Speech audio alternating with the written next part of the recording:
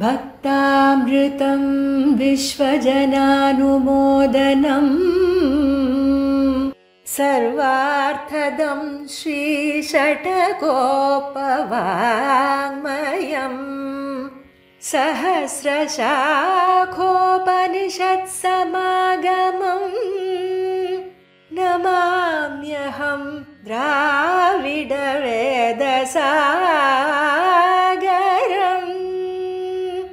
திருவழுதினாடென்னும் தென்குருகூரென்னும்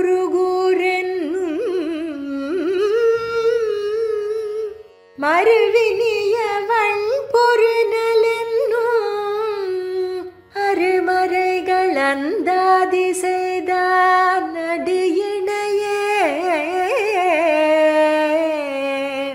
எப்பொழுதும் சிந்தியாய்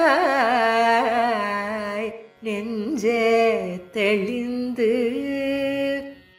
மனத்தாலும் வாயாலும் வண்குருகூர் பேணும் இனத்தாரை அல்லாதிரைஞ்சேன் தனத்தாலும் ஏதும் குறைவிலேன் எந்தை சடகோபன் பாதங்கள் யாமுடைய பற்று ஏந்த பெருங்கீர்த்தி ராமானுசமுனிதன் பாய்ந்த மலர்பாதம் வணங்குகின்றேன்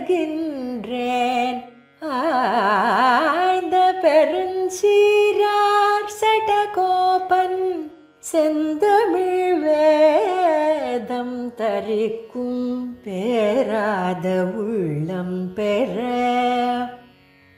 வார்த்தைகளும்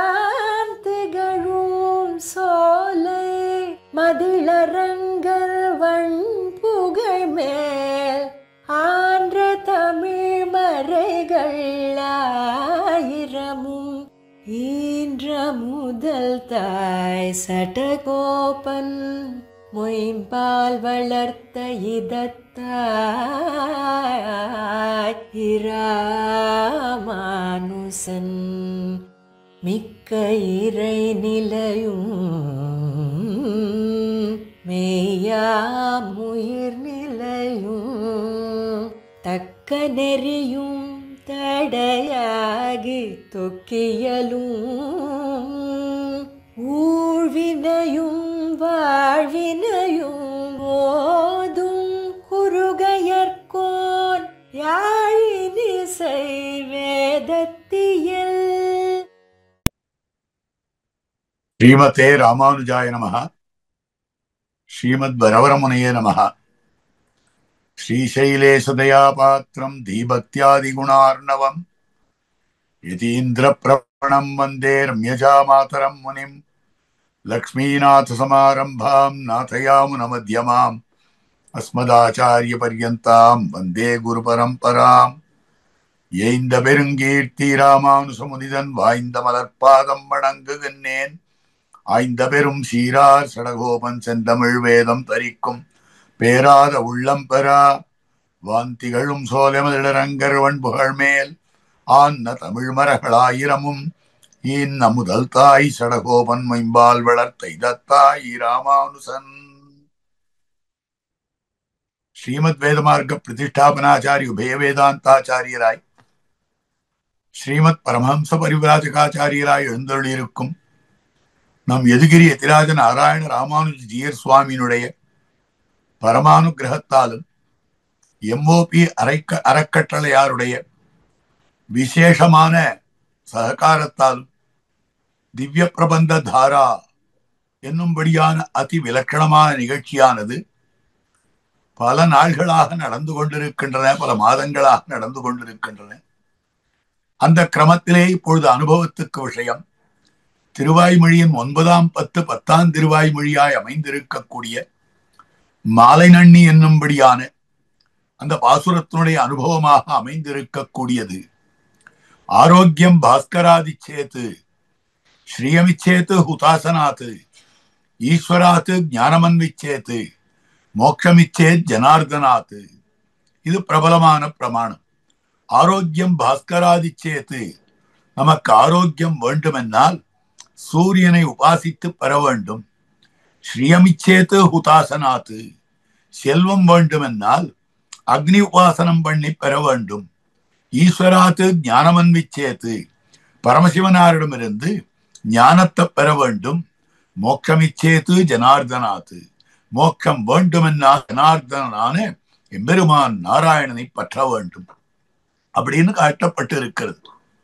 இப்ப பார்க்கிற போது எம்பெருமான் தான் மோட்சப்பிரதன் என்ன அற்புதமாக காட்டி கொடுத்திருக்கிறார்கள் நம் பூர்வர்கள். வேதாந்தம் காட்டி கொடுக்கிறது. அப்ப அந்த மோட்சப்பிரதனான எம்பெருமானுக்குத்தான் சாஸ்திரம் முகுந்தன்னு திருநாமம் காட்டுகிறது. முஞ்ச குஞ்ச ததாதீதி முகுந்தஹா, மூ என்னும்படியான மோட்சத்தையும் கூ என்னும்படியான பூமியையும் எவனொருத்தன் கொடுக்கிறானோ அவன் முகுந்தன் முகுந்தன் சொல்லப்படுகிறான். அவனுடைய அந்த தன்மை இருக்கிறதே அதுக்கு முகுந்தத்வம்னு பேர். அந்த எம்பெருமான் தான் நம்ம எல்லாருக்கும் சரணமாக உபாயமாக இருக்கிறான். ஆக சரண்யனாக இருக்கிறான். அப்படிப்பட்ட சரண்யனாய் இருக்கக்கூடிய எம்பெருமானுடைய மோட்ச பிரதத்துவத்தை ஆழ்வார் காட்டுகிறார். ஆழ்வாருக்கு எம்பெருமான் ஓரோ திவிதேசத்தெம்பெருமான் ஓரோ திருக்கல்யாண குணத்தை தான் அற்புதமாக காட்டி கொடுத்திருக்கிறான். அந்த கிரமத்திலே பார்ப்போமேயானால் திருவரங்கத்தெம்பெருமான் காட்டி கொடுத்த குணம் வியூக சௌஹார்தம் பிரதானம். திருவேங்கடத்தெம்பெருமான் காட்டி கொடுத்த குணம் தான் அற்புதமாக நிகரில் வாத்சல்யம் உஜ்வலம்னு காட்டப்படுது. இதே மாதிரி ஓரோ திவிதேசத்தெம்பெருமானும் காட்டி கொடுத்தான். அந்த கிரமத்துல ஆழ்வாருக்கு திருக்கண்ணபுரத்திலே எழுந்தருளி இருக்கக்கூடிய சௌரி பெருமானானவன் தான் காட்டி கொடுத்திருக்கக்கூடிய அற்புதமான திருக்கல்யாண குணம் முகுந்தத்வம் மோட்சப்பிரதத்துவம் என்னும்படியான அற்புதமான திருக்கல்யாண குணத்தை காட்டினான். ஆச்சாரிய ஹிருதயத்திலே அழகிய மணவாள பெருமாள் நாயனார் தாம் காட்டியிருக்கக்கூடிய அழகான திருவாக்காக அமைந்திருக்கிறது சரண்ய முகுந்தத்வம். உத்பலாவதகத்திலே பிரசித்தம். உத்பலாவதகம்னு திவ்ய விமானத்தினுடைய திருநாமம். அதாவது எம்பெருமான் ஓரோ விதேசத்திலே இருக்கக்கூடிய எம்பெருமானுடைய திரு விமானத்துக்கும் கூட ஒரு திருநாமம் அமைந்திருக்கிறது. பிரணவாகார விமானம்னு சொல்றோம், ஆனந்த நிலைய விமானம்னு சொல்றோம், புண்ணியகோட்டி விமானம்னு சொல்றோம். அது போலே உத்பலாவதக விமானம். ஆக திருக்கண்ணபுரத்தெம்பெருமான் தான் எழுந்தருளி இருப்பது எது என்று கேட்டால் உத்பலாவதகம். பலம்னா சரீரம். பலஹா சரீரத்தை உடையவர்கள். உத்பலஹா மேலெழுந்த சரீரத்தை உடையவர்கள். எது மேலெழுந்திருக்கும்னா எது ஈரமற்று உலர்ந்திருக்குமோ அது மேல காத்துல பறக்கக்கூடியது. ஈரமற்ற இலைகள் மேல பறக்கிறது, மேல எழுகிறது, லேசா இருக்கக்கூடியது. அப்போ உட்பலர்கள்னா சரீரத்தை கிருஷமாக ஒடுக்கினவர்கள். ஊன்வாட உண்ணாது உயிர்காவலிட்டு உடலில் பெரியா புலனைந்தும் நொந்து தாம் வாட தவம் செய்ய வேண்டா என்று தெரிவிக்கிறாரே. அப்படி ஊன்வாட உண்ணாது உயிர்காவலிட்டவர்களா இருக்கிறார்களே உட்பலர்கள். அப்படிப்பட்ட மகாத்மாக்கள் அவர்களை அவதன காக்குறான் எம்பெருமான்னு அர்த்தம். ஆக அவர்களை காப்பவனாயிருக்கக்கூடிய எம்பெருமான் தான் எழுந்தருளி இருக்கக்கூடிய இடம். அவத்து காப்பவனான எம்பெருமான். ஆக அகாரவாக்கியனான இருக்கக்கூடிய அந்த எம்பெருமான் காக்கிறான். அப்படிப்பட்ட எம்பெருமான் ஆனந்தமாக இருக்கிறானாம். உத்பலாவத அக்க உத்பலாவத்து அக்க உத்பலாவதக ஆனந்தமாகத்தான் எழுந்தருளி இருக்கிறான். உத்பலாவதகே அந்த உத்பலாவதகம் என்னும்படியான அந்த திவ்ய கஷேத்திரம் திவ்ய விமானம். அந்த திவ்ய விமானத்தை பத்தி அற்புதமான ஸ்லோகம். உத்பலாவதகே திவ்யே விமானே புஷ்கரேக்ஷணே சௌரிராஜமகம் வந்தே சதா சர்வாங்க சுந்தரம். ஆக சௌரிராஜ பெருமானை நான் வணங்குகிறேன். சதா சர்வாங்க சுந்தரம் எப்பொழுதும் வணங்குகிறேன். சர்வாங்க சுந்தரனான அந்த எம்பெருமானை வணங்குகிறேன். புஷ்கரேட்சணனான தாமரை கண்ணனான எம்பெருமானை நான் வணங்குகிறேன். ஆக அப்படிப்பட்ட எம்பெருமான் சௌரிராஜனுக்கு நமஸ்காரம்னு சொல்லும்படியான அந்த ஸ்லோகத்திலே உத்பலாவதகம்னு வருது. பார்த்தார் நாயனார், உடனே தாம் கை கொண்டார். உத்பலாவதகத்திலே பிரசித்தம் சரண்ய முகுந்தத்துவம். ஆழ்வார் இந்த பாசுரத்திலே இந்த மாலைநன்னி என்கிற திருவாய்மொழியிலே காட்டியிருக்கக்கூடிய ஆச்சரியமான அர்த்தம் என்னவென்றால், சரணமாகும் தனதால் அடைந்தார்க்கெல்லாம் மரணமானால் வைகுந்தம் கொடுக்கும் பிரான். ஆக அவனுடைய திருவழித்தாமரைகளிலே சரணாகிதி பண்ணின அதிகாரிகள் இருக்கிறார்களே, அப்படிப்பட்டவர்கள் மரணமானார்களே ஆனால் ஸ்ரீவைகுண்டத்தை கொடுக்கக்கூடிய பிரான்னு காட்டுறார். ஆகவே உத்பலாவதகத்திலே அந்த எம்பெருமானுடைய மோட்ச பிரதத்துவம் பிரசித்தம் பிரசித்தம்னு காட்டுறார். திருக்கண்ணபுரம் என்கிற திவிதேசம் இருக்கிறதே, அத்தியுதமான திவிதேசம். திருமங்கையாழ்வார் தாம் மிகவும் ஆசைப்பட்ட திவிதேசம். திருமங்கையாழ்வாருக்கு மந்திரார்த்தத்தை உபன்யாசம் பண்ணின திவிதேசம். அதனாலேயே திருமங்கையாழ்வாருக்கு காலக்ஷேப ஆச்சாரியனாயிருக்கக்கூடியவர் அந்த எம்பெருமான். ஆக சமாஸ்ரேண ஆச்சாரியன், திருவிலச்சன சாதித்த ஆச்சாரியன் திருநறையோர் எம்பெருமான். அவருக்குன்னு 100 பாசுரங்கள் அனுகிரகித்தருளி இருக்கிறார். அதே போல திருக்கண்ணபுரத்தெம்பெருமான் காலக்ஷேப ஆச்சாரியன், அவருக்குன்னு ஆச்சரியமான பாசுரங்களை எல்லாம் அனுகிரகித்தருளி இருக்கக்கூடியது 100 பாசுரங்கள். பெரிய திருமொழியிலே 8ஆம் பத்து முழுவதுமாக சில இலங்கு பொன்னாழி தென்படைதன் கொன்சங்கம் என்கின்றாளால், மலையிலங்கு தோல் நாங்கே மத்தவனுக்கு எத்தேகான் என்கின்றாளால், முலையிலங்கு பூம்பயலை முன்போட வன்போடு இருக்கின்றாளால், கலையிலங்கு மொழியாளர் கண்ணபுரத்தம்மானை கண்டாள்வதோ, திருக்கண்ணபுரத்தெம்பெருமானை கண்டுவிட்டாளோ என் பெண் பிள்ளை, அதான் இப்படி வாய்புலத்திக் கொண்டிருக்கிறாள் என்று தெரிவிக்கக்கூடிய ஆச்சரியமான வார்த்தையாக அமைந்திருக்கிறது. இது திருமங்கையாழ்வாருடைய விலட்சணமான அனுபவம். அதே போல தெள்ளியீர் தேவர்க்கும் தேவர் திருத்தக்கீரன், இப்படிப்பட்ட எம்பெருமான் சர்வாங்க சுந்தரனான எம்பெருமான், அவனுக்குன்னு 10 பாசுரங்கள் ஆழ்வார் அனுகிரகித்தருளி இருக்கிறார்.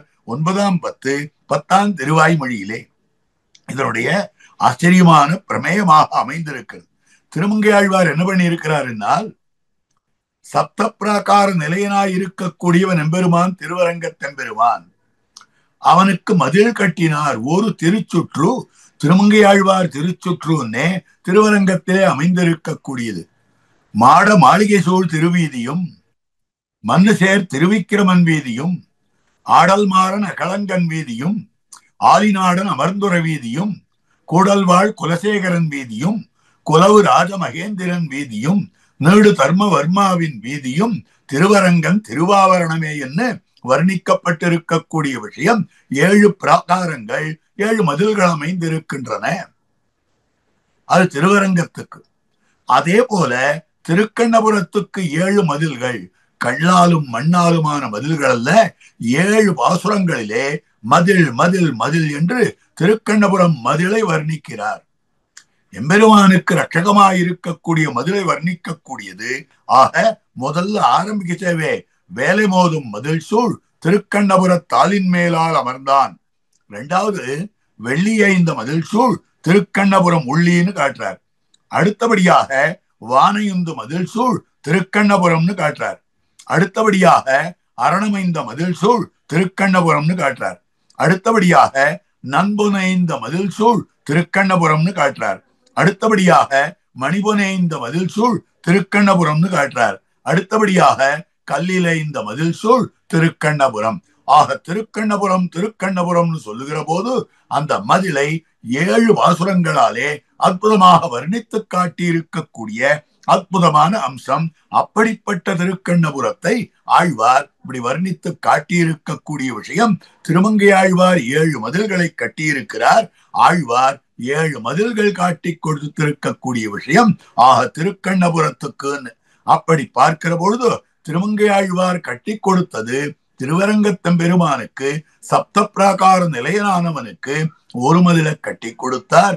ஆனால் ஆழ்வார் திருக்கண்ணபுரத்தெம்பெருமானுக்கு 7 மதில்கள் தாம் காட்டும்படியான விஷயமாக அமைந்திருக்கிறது. அதுல கீழே இந்த 9ஆம் பத்து 10ஆம் திருவாய்மொழி, இது 9ஆம் பத்து 8ஆம் திருவாய்மொழி அறுக்கும் வினையாயினா. இந்த அறுக்கும் வினையாயினாவில ஆழ்வாருக்கு அபாரமான மனோரதம், அறுக்கும் வினையாயின ஆகத்தவனை நிறுத்தும் மனத்தொன்னிய சிந்தையினார்க்கு வெறித்தன் மலர்ச்சோலைகள் சூழ் திருநாவாய் குறுக்கும் வகை உண்டுகோலோ கொடியேற்கே. அந்த எம்பெருமான் இருக்கிறானே, அவனை சேரும்படியான வகையுண்டோ, அவனை சேரும் வகையான வகையுண்டோ என்னும் மனோரதித்திருக்கிறார். எப்படி சீதாபிராட்டியானவள் திருவடி தூது சென்ற பிறகு தான் ராமன் வந்து தன்னை அழைத்துச் செல்லுவதை குறித்து மனோரதித்துக் கொண்டிருந்தாளோ, அதே போல இங்கு ஆழ்வார் தூது விட்டிருக்கக்கூடிய நிலையிலே அந்த தூதர்கள் சென்று வந்த பிறகு தான் மனோரதிக்கிறார். அந்த எம்பெருமான் தான் வருவான், அந்த எம்பெருமான் தான் வருவான் என்று இல்ல, திருநாவாய்க்கு என்று செல்லுவேன், திருநாவாய்க்கு என்று செல்லுவேன் என்று மனோரதிக்கும்படியான விஷயம். ஆனால் ஆழ்வார் எப்பொழுது ஆசைப்பட்டாரோ அப்பொழுதே எம்பெருமான் பலனை கொடுக்கவில்லை, அப்பொழுதே எம்பெருமான் அனுகிரகத்தை பொழியவில்லை. அதனால் ஆழ்வாருக்கு துக்கம் வியசனம் மேலிட்டது. அதுவும் மாலை பூசலாக ஆகியிருக்கக்கூடிய விஷயம் ராத்திரி வியசனம்னு காட்டுகிறார்கள். ஆக ராத்திரி வியசனமாக அமைந்திருக்கக்கூடியது ஆழ்வாருக்கு அமைந்திருக்கக்கூடிய விஷயம் மாலை பூசல். அணியிழை ஆய்ச்சியர் மாலை பூசல் மல்லிகை கமழ்தன்னல் ஈருமாலோ வன்குறிஞ்சீசை தவறுமாலோ என்று மல்லிகை கமழ்தன்னல் சொல்லுகிறார் போலே அது சொல்லுகிறார் ஆழ்வார். இதிலே எப்படி 10ஆம் பத்திலே வேய்மருதோளினை என்று காலை பூசல் அமைந்திருக்கிறதோ அதுபோலே 9ஆம் பத்திலே மாலை பூசலாக அமைந்திருக்கக்கூடியது அந்த எம்பெருமானிடத்திலே தான் வருத்தப்பட்டு இன்னும் வரவில்லையேன்னு துக்கப்பட்டு கொண்டிருக்கக்கூடிய அதிவியசனம் ஆழ்வாருடைய கிளேசம் அபாரமாக அமைந்திருந்தது இந்த மல்லிகை கமழ் தன்னல் என்னும்படியான அற்புத திருவாய்மொழியிலே. அப்படி அமைந்திருக்கிற போது பெருமாள் இவரை பார்த்து, ஆழ்வீர், உமக்காக நாம் திருக்கண்ணபுரத்திலே சாநித்தியம் கொண்டிருக்கிறோம். உம்முடைய இந்த அதிமாத்திர பிராவண்யத்தை பார்த்து இந்த துக்கத்தை பார்த்தான் எம்பெருமான்.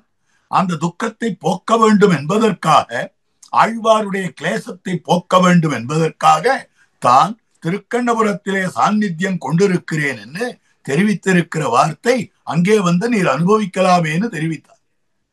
உனக்கு பலனை கொடுக்கிறேன்னு எம்பெருமான் சொன்னான்.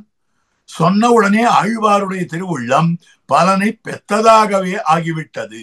ஆழ்வார் பலன் கிடைத்ததாக தான் திருவுள்ளம் பற்றினார். பெருமாள் ஒன்றை சொன்னாரேயானால் அது செய்து தலை கட்டினார் போலே ஒரு ஆனந்தத்தை வரும்படியாக சொல்லிவிடுவார். ஆகவே அதற்கனுகுணமாக ஆழ்வார் பரம சந்தோஷம் அடைந்தார். ஆழ்வார் பரம சந்தோஷம் அடைந்து பாடும்படியான பாசுரம் தான் இந்த பாசுரம். திருவாய்மொழி பாசுரங்களுக்குள்ளே ஆழ்வார் சாமான்யமா சொல்ற பாசுரங்கள் உண்டு, துக்கப்பட்டு சொல்ற பாசுரங்கள் உண்டு, பரம சந்தோஷமாக பாடும்படியான பாசுரங்கள். வீத்திருந்தேள் உலகும் தனிக்கோல் செல்ல வீசுமில் சீர் ஆத்தல் மிக்காலும் அம்மானை வெம்மா பிளந்தான் தன்னை போத்தி என்னே கைகளார தொழு சொல் மாலைகள் நோத்தேர்த்த நோத்தேற்கு இனி என்ன குறை எழுமையுமே சந்தோஷமா பாடுறார். எனக்கார் பிறர் நாயகரே சந்தோஷமா பாடுறார். ஊனில் வாழ்வீரே நல்லை போ உன்னை பெற்று சந்தோஷமா பாடுறார்.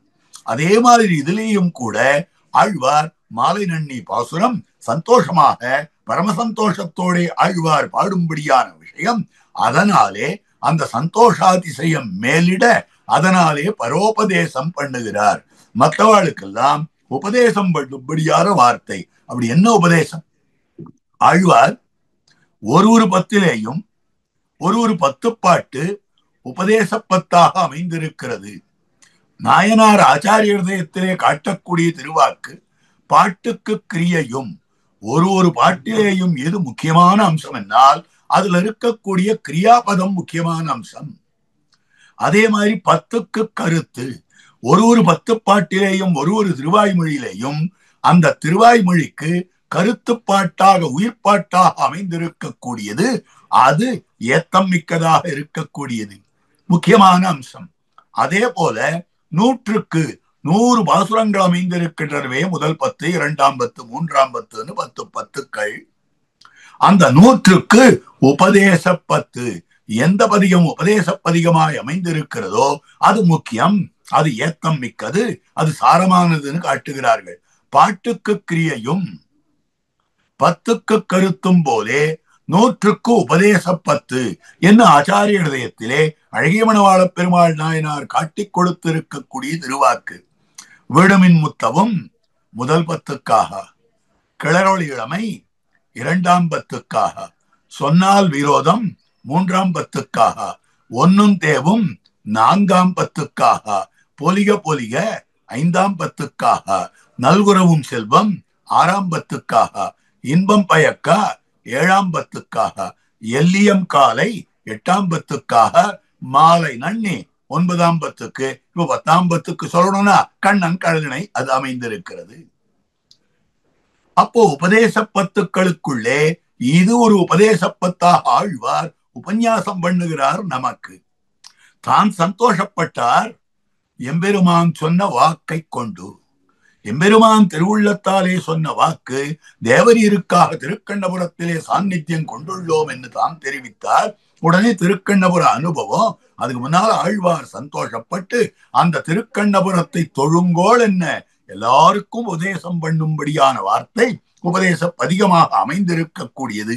அதுல முதல்ல ஆழ்வார் என்ன காட்டுறார்னா, எல்லாரும் பக்தியை பண்ணுங்கோள். அந்த எம்பெருமான் விஷயமான பக்தியை எல்லாரும் பண்ணுங்கள் அப்படின்னு காட்டுகிறார். பக்தியை பண்ணுங்கோள் அப்படின்னு தெரிவிக்கிறார். எம்பெருமானை ஆசிரியிக்க வேண்டும். ஆசிரியிக்க வேண்டும் என்றால் அவனிடத்திலே பக்தி பண்ணுங்கோள் அப்படின்னு சொன்னார். உடனே பக்தி பண்ணுபவர்கள் யோது துஷ்கரமாயிற்று, அது எங்களால முடியாதே, நாங்கள் எப்படி பக்தி பண்ண முடியும் அப்படின்னு தெரிவித்த போது, உங்களாலே பக்தி பண்ண இயலவில்லை என்னால் அது மாட்டிற்றனாகில்னு காட்டப்படுது. அத முடியவில்லை என்னால் பிரபத்தி பண்ணுங்கோள். எபெருமான் திருவடிவாரங்களிலே சரணாகதி பண்ணுங்கோள். ஐயோ, அந்த சரணாகதி இருக்கிறதே அது எவ்வளவு கஷ்டம் தெரியுமா? ஏனென்றால் அத்தியவசாயத்தை உள்ளடக்கி கொண்டிருக்கக்கூடியது. அதற்கு அத்தியவசாயம் வேண்டுவது உறுதிப்பாடு. எம்பெருமானை பற்றி விட்டு பலன் கிடைக்குமோ கிடைக்காதோ, கிடைக்குமோ கிடைக்காதோ அப்படின்னு சந்தேகப்பட்டு கொண்டிருந்தால் அது சரணாகதியே இல்லை. நாம் அவனை பற்றி விட்டோம், பேறு தப்பாதென்று துணிந்திருக்கை, ஈஸ்வரனே உபாயமாக பத்துகை, ஈஸ்வரனை உபாயமாக பத்த வேண்டும். துவய பிரகரணத்துடைய ஆரம்பத்துல பிள்ளைலோகாச்சாரியர் அற்புதமாக விஷயங்களை காட்டி கொடுத்திருக்கிறார். 10 விஷயங்கள் காட்டுறார். அந்த 10 விஷயங்கள் வைஷ்ணவாதிகாரிக்கு அவசியாபேட்சிதம். ஒரு ஸ்ரீ வைஷ்ணவாதிகாரி இருக்கிறானே அவனுக்கு கட்டாயம் வேண்டுவது புறம்புண்டான பத்துக்களை அடைய வாசனையோட விடுகையும், எம்பெருமானையே தஞ்சம் என்று பத்துகையும், பேறு தப்பாதென்று துணிந்திருக்கையும், பேற்று பறிக்கையும். எம்பெருமானையே தஞ்சம் என்று பத்தினவர்கள் இருக்கிறார்களே, பேறு தப்பாதென்று துணிந்திருக்க வேண்டும். அந்த துணிவுக்குத்தான் திருட அத்தியவசாயம்னு பேரு. அப்படிப்பட்ட அத்தியவசாயத்துடன் கூட இருக்க வேண்டியதானபடியாலே எங்களால முடியாதே, அந்த உறுதிப்பாடு எங்களுக்கு இல்லையே. அவ்வளவும் வேண்டாம், உங்களுக்கு உக்தி மாத்திரம் அமையும். திருக்கண்ணபுரம் சொல்லா, திருக்கண்ணபுரம்னு சொல்லுங்கோ, சௌரி பெருமானன்னு சொல்லுங்கள் அப்படின்னு சொல்லும்படியான விஷயமாக இருக்கும். அப்ப இந்த திவித கஷேத்திர தெம்பெருமான் உக்தி மாத்திரமே அமையும் அப்படின்னு காட்டியிருக்கக்கூடிய விஷயம். இப்படி சொன்னவாளுக்கு என்ன கிடைக்கும்? இப்படி சொன்னவாளுக்கு மோட்சம் கிடைக்கும். எப்ப கிடைக்கும்? சாஸ்திரங்கள்ல இதுதான் விசாரம். என்ன விசாரம்னா, மோட்சத்துக்கு உபாயமாக எத்தனையோ இருக்கு. இந்த உபாயானுஷ்டானம் பண்ணினோமேயானால் நமக்கு மோட்சம் கிடைக்கும் காலம் எப்பொழுது, எந்த காலத்திலே இந்த முக்தியானது கிடைக்கும், எந்த காலத்திலே பலனானது கிடைக்கும் அப்படின்ற ஒரு கேள்வி வருது. அப்போ இந்த பலனானது எப்ப கிடைக்கும்னா, அந்தந்த உபாயத்துக்கு அனுரூபமாகத்தான் பலன் கிடைக்கிற காலமும் அமைந்திருக்கும். இங்க காட்டி கொடுத்திருக்கக்கூடிய விஷயம் தெரிவிக்கிறார். சரீர சமனந்தரம், சரீரத்தை விட்டால் அதுதான் மரணமானால் வைகுந்தம் கொடுக்கும் பிரான். முதல்ல ஆரம்பத்துல விண்ணப்பம் பண்ணேன் அடியேன், சரணமாகும் தனதா அடைந்தார்க்கெல்லாம் மரணமானால் வைகுந்தம் கொடுக்கும் பிரான். இந்த சரீரம் விழுந்ததேயானால் உடனே மோட்சம்தான். அந்த இடத்துலதான் ஒரு ஆட்சேபம் வந்தது. சுவாமி, இது என்ன அநியாயமா இருக்கு? வேதாந்த சாஸ்திரத்தை அனுசரித்து சொல்ல வேண்டும் என்னால் சரீர சமனந்தரம் மோட்சம் இல்லையே. பிராரப்த கர்ம சமனந்தரம் தான் மோட்சம். நாம் பண்ணி இருக்கக்கூடிய கர்மாக்கள் இருக்கின்றனவே புண்ணிய பாபரூப கர்மங்கள். அந்த கர்மங்கள் எப்படிப்பட்டவை என்னால் சிலது சஞ்சித கர்மங்கள்னு சொல்லப்படுகின்றன. அந்த கர்மங்கள்லாம் மூட்டை மூட்டையா கட்டி போட்டி வைத்திருக்கிறது. சில கர்மங்கள் ஒரே ஒரு மூட்டை ஒண்டி ஆரம்பித்து பலனை கொடுக்க ஆரம்பித்து விட்டு இருக்கக்கூடிய கர்மங்கள். அப்ப பலனை கொடுக்க ஆரம்பித்து விட்டு இருக்கக்கூடிய கர்மங்கள், சஞ்சித கர்மங்களை எல்லாம் எம்பெருமான் தான் போக்கி விடுகிறான். பிராரப்த கர்மங்களை பக்தி யோக நிஷ்டனுக்கு எம்பெருமானிடத்திலே அவனை அடைய வேண்டும் என்பதற்காக பக்தி பண்ண வேண்டும்படியான அதிகாரிகள் இருக்கிறார்களே, அவர்கள் கர்மஜான சாத்தியமான பக்தி, சாஸ்திரத்திலே சொல்லப்பட்டிருக்கக்கூடிய பக்தி, பக்தி யோகம் பண்ணக்கூடிய அதிகாரிகள் இருக்கிறார்களே, அப்படிப்பட்டவர்களுக்கு சஞ்சித கர்மங்களை எம்பெருமான் தள்ளிவிடுகிறான். பிராரப்த கர்மங்கள் முழுக்க தொலைந்தால் தான் அவர்களுக்கு மோட்சம்.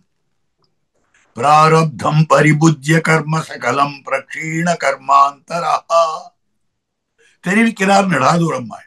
பிராரப்தம் பரிபுஜ்ய, பிராரப்தத்தை அனுபவித்து, அப்போ எல்லாம் ஒன்னு விடாமல் பிராரப்த கர்மம் தொலைந்தால்தான் நமக்கு மோட்சம்னு அவனுக்கு சொல்லப்பட்டு இருக்கக்கூடியது. ஆனால் இந்த இடத்துல கர்மாவசானத்திலே மரணமானால் வைகுந்தம் கொடுக்கும் பிரான் அப்படின்னு சொல்லும்படியான விஷயமாக அமைந்திருக்கு. அது எப்படி ஒப்புக்கொள்ள முடியும் அப்படின்னு கேட்டிருக்கக்கூடிய விஷயம். உடனே ஒரு பிரமாணத்தை எடுத்தார்கள். தஸ்ய தாவதேவ சிரம் யாவன்ன விமோக்ஷயே. அவனுக்கு எது வரைக்கும் கஷ்டம்னால் எது வரைக்கும் இவனுக்கு அது அழிகிறதோ. எது அழிகிறதோ அப்படின்னால் கர்மம் அழிகிறதோன்னு வேதாந்திகள் சொன்னார்கள். சம்பிரதாய நிஷ்டர்கள் சரீரம் விழுகிறதோ அப்படின்ற அர்த்தத்தை காட்டினார்கள். என்ன புரியலையே, வேதாந்தத்திலே இது கேள்வி அமைந்திருக்கக்கூடிய விஷயம். இதர க்ஷபணாதிகரணம்னு பிரம்மசூத்திரத்துல ஒரு அதிகரணம், அதுல தெரிவித்திருக்கக்கூடிய வார்த்தை போகேனது இதரே க்ஷபயித்வா க்ஷபயித்வாத் அப்படின்ற சூத்திரமானது அமைந்திருக்கக்கூடியது 4வது அத்தியாயத்துல முதல் பாதத்துல 19வது சூத்திரமாக அமைந்திருக்கக்கூடியது. அத சம்பத்யதே க்ஷபயித்வா அத சம்பத்யதே, இது சூத்திரம். போகேனது இதரே க்ஷபயித்வா அத சம்பத்யதே அப்படின்னு தெரிவித்திருக்கக்கூடிய விஷயம். அப்ப இந்த இடத்துல சொல்லப்பட்டது சரீர சமனந்தரம் மோட்சம், சரீரம் விழுந்தவுடன் மோட்சம் அப்படின்னு இங்க சொல்லப்படலையே. அப்ப என்ன சொல்லப்பட்டிருக்கிறதுனா, கீழ் இருக்கக்கூடிய அதிகரணம் தததிகமாதிகரணம்னு பேர். அதுல சொல்லப்பட்ட விஷயம் பிரம்மஜான நிஷ்டன் இருக்கிறானே, அந்த பிரம்மஜான நிஷ்டனுடைய பாபங்களுக்கு என்ன கதி அப்படின்னு கேட்கப்பட்டது. முன்பே செய்யப்பட்ட பாபங்கள், பிரம்மஜானம் வருவதற்கு முன்னாக செய்யப்பட்ட பாபங்கள் பூர்வாகம் பூர்வாகம்னு சொல்லப்படுகிறது. பிரம்மஜானம் வந்த பிறகு, அந்த ஞானம் பெற்ற பிறகு உத்தராகம்னு சொல்லப்படுகிறது. இவன் செய்யும்படியான பாபங்கள் பிராமாதிகமாக தவறி போய் செய்யக்கூடிய பாபங்கள். அப்ப பூர்வாகங்கள் எல்லாம் எப்படி என்னால் இவனுக்கு நெருப்பிலிட்ட பஞ்சு போலே உருமாய்ந்து போகின்றன. உத்தராகங்கள் தாமரையிலே ஜலம் படாதார் போலே ஒட்டாதார் போலே ஒட்டுவதில்லை அப்படின்னு காட்டப்பட்டிருக்கிறபடியாலே இந்த இடத்துல இந்த அர்த்தத்தை கொள்ளலாமே அப்படின்னு தெரிவித்தார்கள். அது பிரம்மஜான நிஷ்டனுக்கு அதெல்லாம் அமைந்திருந்தாலும் கூட விஷயம் என்னவென்றால், எவனொருத்தன் உபாசகனாக அமைந்திருக்கிறானோ அப்படிப்பட்ட உபாசகனுக்கு பூர்வாக உத்தராகங்கள் நசித்தாலும் கூட பிராரப்த கர்மங்கள், பூர்வாகம் உத்தராகம் எல்லாம் சஞ்சித கர்மாதிகள்லாம் நசித்து விடலாம். ஆனால் பிராரப்த கர்மங்கள் இருக்கின்றனவே, அந்த கர்மத்தினுடைய அவசானத்தினில் தான் மோட்சம் அப்படின்னு வேதவியாசர் சொல்லிட்டாரே. அப்பதான ஆச்சாரியால் காட்டுறார், விஷய பேதத்தாலே பரிகரிக்கிறார் போலே அதிகாரி பேதத்தாலே இவற்றை பரிகரிக்க வேண்டும். அதிகாரிகளார்னா எவனொருத்தன் உபாசனம் பண்ணுகிறானோ அவன் உபாசகன், எவனொருத்தன் பக்தி யோக நிஷ்டனாய் இருக்கிறானோ அவன் உபாசகன். ஆனால் நம் ஆச்சாரியர்கள் திருமந்திரத்வய சர்ம ஸ்லோகங்களாக அமைந்திருக்கக்கூடிய இந்த ரகசியத்திரய நிஷ்டர்களாக இருக்கிறார்கள். இந்த ரகசியத்திரய நிஷ்டை படைத்தவர்களான நம் ஆச்சாரியர்கள் விஷயத்திலே நாம் எடுத்து பார்ப்போமே ஆனால் அது சரணாகதி நிஷ்டர்கள் ஆனபடியாலே அவர்களுக்கு பிராரப்த கர்மம் முழுவதும் அந்த சரீரம் போகும்போதே தொலைந்து விடுகின்றன. ஆகவே ததனுகுணமாக சரீர சமனந்தரத்திலே அவர்களுக்கு மோட்சம் என்பதை காட்டிக் கொடுத்திருக்கக்கூடிய விஷயமாக அமைந்திருக்கிறது. ஆகவே தஸ்ய தாவதேவ சிரம் யாவன்ன விமோக்ஷையே என்னும்படியான விஷயம் பிராரப்த கர்ம விஷயமாக கொள்ளலாகாது.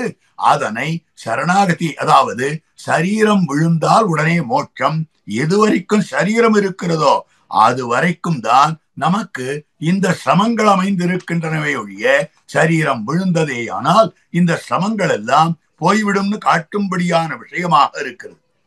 அது எப்படி சுவாமி போய்விடும்? அது எப்படி இந்த கர்மங்கள் எல்லாம் போய்விடும்? அது எப்படி பலன் அளித்து விடும்? எம்பெருமானை உபாயமாக அத்தியவசாயம் பண்ணிவிட்டால் பலன் எப்படி கிடைத்து விடும் அப்படின்னு கேள்வி கேட்க ஆரம்பித்தார்கள். நாம நம்முடைய முயற்சியாலே மற்றொரு உபாயத்தை செய்ய வேண்டும் என்றால் நாம் பற்றின உபாயமானது ஒரு முற்றுதலை அடைய வேண்டும், ஒரு பக்குவத்தை அடைய வேண்டும். அந்த உபாயம் பக்குவத்தை அடைந்தால்தான், முற்றுதலை அடைந்தால்தான் நாம பலனை எய்த முடியும் நம்முடைய முயற்சியாலே. ஆனால் ஆழ்வார் முதலடியிலேயே எம்பெருமானை பற்றினவராக அமைந்திருக்கக்கூடியவர். அங்கதான் காட்டுறார், சர்வ பரங்களையும் தன் ஆத்மாவை பற்றின பொறுப்புகள் எல்லாவற்றையும் பகவானுடைய திருவடித்தாமரைகளிலே சமர்ப்பித்து விட்டவரானபடியாலே, பரநியாசம் பண்ணினவரானபடியாலே, எல்லாவற்றையும் அவனிடத்திலே சமர்ப்பித்து விட்டவராக அமைந்திருக்கிறபடியாலே ஆழ்வாருக்குன்னு செய்ய வேண்டியது ஒன்றும் கிடையாது. எம்பெருமான் சக்தி இல்லாதவனும் கிடையாது. அடுத்தபடியாக எம்பெருமானை முழுமை பெருத்த வேண்டிய ஒரு விஷயமும் கிடையாது. அதனாலே சரீர சமனந்தரத்திலே மோட்சம் அப்படின்ற விஷயத்தை எடுத்து இந்த மாலைநன்னி பிரவேசத்துல அற்புதமாக எடுத்து காட்டி கொடுத்திருக்கிறார். அதுல தெரிவிக்கக்கூடிய விஷயமாகிறது இந்த இடத்துல பல பிரமாணங்களை எடுத்து உதாகரிக்கிறார். சரீர விஸ்லேஷமானதும் மோட்சம் கிடைக்கும் என்று சொல்லுவதற்கு இந்த தாவதேவ சிரம் என்னும்படியான ஒரு பிரமாணத்தை எடுத்து காட்டினார். அடுத்தபடியாக மாதவி பிரபத்தி, மாதவி என்கிற பெண் பிள்ளை, இது விஷ்ணு தர்மத்திலே வரக்கூடியதான விஷயம், கருட புராணத்திலே வரக்கூடியதான விஷயம். மாதவி என்னும்படியான பெண் பிள்ளையானவள் தான் என்ன பண்ணினாள் என்னால் எம்பெருமானிடத்திலே பிரபத்தி பண்ணினாள். உடனே தான் அந்த சரீரத்தை விட்டு மோட்சம் போனாள். அவளுக்கும் சரீரம் முடிஞ்சதும் உடனே மோட்சமாக ஆகிவிட்டது. என்ன அத்த மாதவி சாபி, மாதவி என்னும்படியான பெண் பிள்ளை தபஸ்தத்வா சுதுர்கரம், ரொம்ப செய்ய முடியாததான தபஸை தான் பண்ணினாள். என்னன்னா பகவந்தம் பிரபன்னாசா, அவள் எம்பெருமானையுடைய திருவடித்தாமரைகளை உபாயமாக பற்றினாள், எம்பெருமானை சரணமாக பற்றினாள். அதனால பகவந்தம் அவாபசா, அவள் பகவானையே தான் அடைந்து விட்டிருக்கிறாள்னு காட்டப்படுது. இது மாதவி பிரபத்தி. மாதவி பிரபத்தியில சரீரம் விட்டதும் அவள் பகவானை அடைந்தாள், பகவத் பிரபன்னையானாள், பகவானை அடைந்தாள் அப்படின்னு கருட புராண சரித்திரமானது இது காட்டி இருக்கக்கூடியது. இதை எடுத்து உதாகரித்து காட்டுகிறார் நம்பிள்ளை ஈட்டுல. அடுத்தபடியாக முத்கலோபாக்கியானம், அதுவும் ஆச்சரியமான விஷயம். திருமாலையிலே தெரிவிக்கப்பட்டிருக்கக்கூடிய சரித்திரம். நமனும் முற்கலனும் பேசா, நரகில் நின்னார்கள் கேட்க, நரகமே சுவர்க்கமாகும் நாமங்களுடைய நம்பி, அவனதோர் அரங்கம் என்னாது அயர்த்து வீழ்ந்தழியமாந்தர் கவலையுள் படுகின்றார் என்று அதனுக்கே கவல்கின்றேனே. நமனும் முற்கலனும் பேசா, முத்கலன் முத்கலன் என்பான், ரொம்ப பாபங்கள் எல்லாம் பண்ணினவன். அப்படிப்பட்டவனை யம கிங்கரர்கள் சிரமப்படுத்தி அழைத்துக் கொண்டு செல்லுகிறார்கள். அப்படி சிரமப்படுத்தி அழைத்துக் கொண்டு செல்லுகிற போது அப்படிப்பட்டவன் அங்கிருந்து யமன் என்ன பண்ணினான், அவனை பற்பல விதமாக அமைந்திருக்கக்கூடிய விஷயம். அந்த யம பட்டணத்திலே அந்த யமன் அவனை பலவிதமாக உபலாளிக்கிறார். உடனே கேட்டா, உன்னுடைய கிங்கரர்கள் இத்தனை சிரமப்படுத்தினார்கள், ஆனால் நீ இந்த இடத்துல வந்து என்னை இவ்வளவு சௌமியமா பேசுறியே, இதுக்கு என்ன காரணம்? நான் ஏதாவது பண்ணிருக்கேனா என்று கேட்டார். ஒண்ணுமில்ல, நீ கோதானம் பண்ணின போது, நீ மரண பயத்துக்கு அனுகுணமாக கோதானம் பண்ணியிருக்கிறாய். அந்த கோதானம் பண்ணின போது அதை யாரோ ஒருத்தனுக்கு கொடுத்திருக்கிறாய். கொடுக்கிற போது அவனுடைய பேரை சொல்லணும், கிருஷ்ணாயான்னு சொன்னார். அப்படின்னு நமன் சொன்னான். உடனே என்ன ஆயிற்றுன்னா, நரகமே சுவர்க்கமாகும் நாமங்களுடைய நம்பி, அங்க சொர்க்கானுபவமாக கிடைத்தது அப்படின்னு தெரிவித்திருக்கக்கூடிய அந்த விஷயம் இந்த சரித்திரத்தை எடுத்து காட்டி இருக்கக்கூடியது. ஆகவே இந்த சரீர சமனந்தரத்திலே அவனுக்கும் கூட சொர்க்கானுபவம் கிடைத்ததுன்னு காட்டக்கூடிய விஷயம். அடுத்தது கீதாச்சாரியனுடைய திருவாக்கு எடுத்து காட்டுகிறார் நம்பிள்ளை. கீதாச்சாரியன் காட்டியிருக்கக்கூடிய விஷயம் 6 விஷயங்கள் காட்டுகிறார் தன்னுடைய அவதாரத்தை பத்தி. 3வது அத்தியாயத்துல கண்ணன் பெருமான் கர்மயோகத்தை சொல்லி, 4வது அத்தியாயத்தினுடைய தொடக்கத்திலே, அர்ஜுனா, இந்த கர்மயோகத்தை நான் ஏற்கனவே விவஸ்வானுக்கு சொன்னேன், விவஸ்வான் மனுவுக்கு சொன்னார், மனு இக்ஷ்வாகுவுக்கு சொன்னார். இப்படி பரம்பரையாக வந்திருக்கக்கூடிய இந்த அர்த்த விசேஷங்கள் காலத்தினுடைய நீட்சியாலே தான் தடைப்பட்டு விட்டது. அப்படி தடைப்பட்டு இருக்கக்கூடிய இந்த அர்த்தத்தை இந்த யுத்தத்தினுடைய ஆரம்பத்துல சொல்றேன். யுகாரம்பத்திலே சொன்னதை யுத்தாரம்பத்திலே உனக்கு சொல்லுகிறேன். அப்ப எம்பெருமான பார்த்து அர்ஜுனன் கேட்கிற கேள்வி, கண்டா, அவரம்பவத்தோ ஜென்ம பரம் ஜென்ம விவஸ்வதா, உன்னுடைய ஜென்மமானது மிக தாழ்ந்ததாக, அதாவது இப்பொழுது வந்ததாக அமைந்திருக்கிறது, சமீபஸ்தமாக அமைந்திருக்கிறது. என்னைக்கோ விவஸ்வான் இருந்திருக்கிறார், அவருக்கு நீ எப்படி இன்று பிறந்த நீ சொல்லி இருக்க முடியும் அப்படின்னு கேட்ட போது தன்னுடைய அவதார ரகசியத்தை சொல்றார். 6 விஷயங்கள் அவதார ரகசிய ஞானம். அவதாரஸ்ய சத்தியத்துவம், அஜகத்வஸ்வபாவதா, சுத்தசத்வமயத்துவம் ச, ஸ்வேச்சா மாத்திர நிதானதா, தர்மக்லானவ் சமுதயா, சாது சம்ரக்ஷணார்த்ததா என்னும்படியான இந்த 6 விஷயங்கள், 6 அம்சங்களை காட்டுகிறார். என்னுடைய அவதாரம் உண்மையே, என்னுடைய பிறப்பு உண்மையேன்னு சொல்றார். நான் என்னுடைய பெருமை குன்றாமலேயே பிறக்கிறேன் என்று சொல்லுகிறான். என்னுடைய திருமேனி சுத்த சத்துவமயமானதுன்னு சொல்லுகிறான். என் இச்சையினாலேயே நான் பிறக்கிறேன்னு சொல்லுகிறார். எவ்வப்பொழுதெல்லாம் தர்மத்துக்கு வாட்டம் ஏற்படுகிறதோ அப்பொழுதெல்லாம் பிறக்கிறேன்னு சொல்லுகிறார். சாதுக்களை ரட்சிப்பதற்காகவும் துஷ்டர்களை அழிப்பதற்காகவும் தர்மத்தை நிலைநிறுத்துவதற்காகவும் பிறக்கிறேன்னு சொல்றான். ஆக அவதாரம் சத்தியமானது. அவதார காலத்திலேயும் பெருமை குன்றாதவன், சுத்த சத்துவமயமான திருமேனி அவன் படைத்தவனாகவே அவதரிக்கிறான். தன்னுடைய இச்சையினாலேயே அவதரிக்கிறான். தர்மத்துக்கு வாட்டம் ஏற்படும் போது அவதரிக்கிறான். தர்மத்தை காப்பதற்காக அவதரிக்கிறான் என்று இத்தனையும் காட்டியிருக்கிறான். இந்த அவதார ரகசிய ஞானம் இருக்கிறதே, அது பெற்றாலேயே மோட்சம் பெற்றுவிடலாம் அப்படின்னு எம்பெருமான் தான் தெரிவித்திருக்கிறார். ஜென்ம கர்மசமே திவ்யம், என்னுடைய ஜென்மமும் என்னுடைய கர்மமும் எனக்கு இனிமையானது. எம்பெருமானுடைய ஜென்மம் அடியவர்களுக்கு இனிமையானது. பிறந்தவாறும் வளர்ந்தவாறும் பெரிய பாரதம் கை செய்து 5 திறங்கள் காட்டியிட்டு செய்து போன மாயங்களும் என்ன ஆழ்வார் ஆச்சரியப்பட்டு தெரிவித்திருக்கக்கூடிய விஷயம். ஆழ்வாருடைய அனுபவத்துக்கு விஷயமானது, ஆழ்வாருடைய இனிமைக்கு விஷயமானது. அது எனக்கும் இனிமையாக இருக்கிறது. என்னுடைய ஜென்மமும் என்னுடைய கர்மமும் திவ்யம், தெய்வத்தன்மை பொருந்தினது. என்னுடைய ஜென்மமும் என்னுடைய கர்மமும் போக்கியமானது. திவ்ய சப்தத்துக்கு போக்கியம்னு அர்த்தம். பெருமாள் சேவை எப்படி திவ்யமா இருந்தது, பிரசாதம் எப்படி திவ்யமா இருந்தது, கச்சேரி எப்படி திவ்யமா இருந்தது அப்படின்னு சொல்லுகிறார்களே, இந்த திவ்ய சப்தத்துக்கு என்ன அர்த்தம்னா இனிமையானதுன்னு அர்த்தம், போக்கியமாய் இருந்ததுன்னு அர்த்தம்.